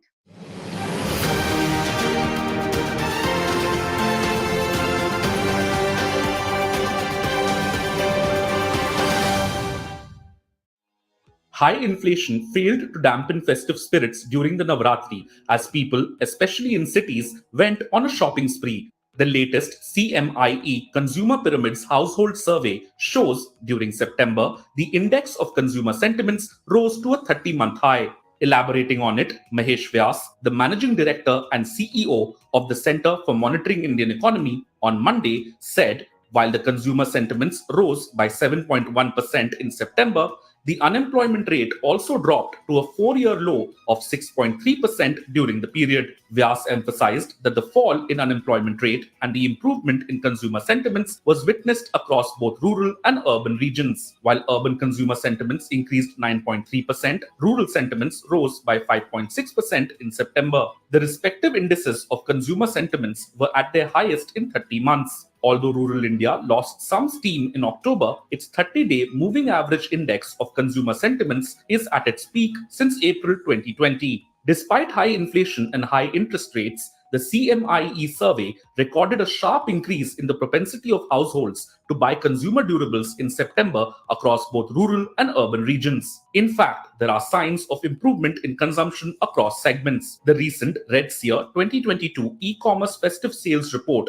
reveals that the online retail market touched $5.7 billion in gross merchandise value, registering about 27% growth from a year earlier. During the first week of the festival season, from 22nd of September to the 30th, mobile phones continued to lead the market during this period. The report also found that online shopper base had jumped by 24% over the corresponding period last year. While 65% of the shoppers came from cities other than metros, the spending by each online shopper also increased by 3% during the particular festival week. Auto sales were also buoyed by the festival cheer. The Federation of Automobile Dealers Associations, or FADA, reports that this Navratri, retail vehicle sales were up 57% to almost 540,000 units, from slightly above 340,000 units during the COVID-hit 2021-22. Sales of all categories of automobiles, including two-wheelers, three-wheelers, commercial vehicles, and tractors,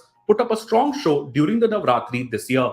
In a major boost to the automobile sector, not only were overall sales increased by 27% compared to Navratri sales last year, but also 16% above the pre-pandemic 2019 season. The numbers were a clear indication of the fact that after a gap of 3 years, customers are returning to the showrooms in a big way. One of the indicators of a worrisome K-shaped economic recovery has been the recent trend in auto sales, where expensive SUVs have seen brisk sales while two-wheelers found few takers. But this Navratri, even the two-wheeler category, which was showing weakness when compared to pre-COVID months, registered single-digit growth. The current year's two-wheeler sales numbers were 20% higher than 2020 and 4% higher than 2019. In fact, all categories showed positive momentum when compared to the pre-COVID Navratri 2019. FADA estimates this positive trend is likely to continue till Diwali. This indication of a broad-based recovery in consumption will be a welcome trend, since a recent survey conducted by UBS Securities India indicates that affluent consumers were upbeat about spending during the festival season, but those in lower income groups did not share their optimism. A Bank of Baroda report in September shared that the production of daily consumption items, which continued to see elevated price pressures, showed a drop in April-July 2022 and also when compared to pre-pandemic levels. Meanwhile, items like liquor, travel goods, bottled water, aerated drinks, and passenger vehicles, especially in the high-end segment, showed momentum. So, how will the impact of elevated and sticky inflation play out on the purchasing power of certain segments of the population, especially those that have been deeply affected by the COVID-19 pandemic? So when you're talking in terms of a K-shaped recovery, I think that kind of a trend will continue because there'll be certain sectors which will be doing better, especially in the consumer durable goods segment. In the non-durable, so what we call the FMCG segment, which is what even our study had shown, that we get a different kind of picture where the demand has been a little more lackluster. They're not really picked up because where the price increases have tended to hurt. This kind of K-shaped kind of a recovery is something which we will probably see for the next couple of months. Citing rising borrowing costs and global risks, the World Bank has cut India's growth forecast for FY23 by a full percentage point to 6.5%. Crude oil prices are on the boil again, even as the Russia-Ukraine war stretches on. At a time when exports can no longer be the engine driving India's economic recovery and the global economy is teetering on the edge of recession, can the country count on its domestic consumption, buoyed by its peak shopping season, to help sustain growth? Yeah, I think there are definitely indications that the consumption story is back on track. In fact, we had observed that right from the month of April, that is when the financial year began, there was a tendency for consumption to probably grow faster than even investment. And that was something which kept ticking, as reflected mainly by the GST collections, which of course were propped up to a certain extent on account of higher inflation. And right now what we are seeing is a full recovery in terms of overall demand for both goods and services. And that's what's getting reflected in terms of the higher consumption numbers which we're seeing today. But even if you look at other consumption, general retail consumption, even if you look at consumer goods, we've definitely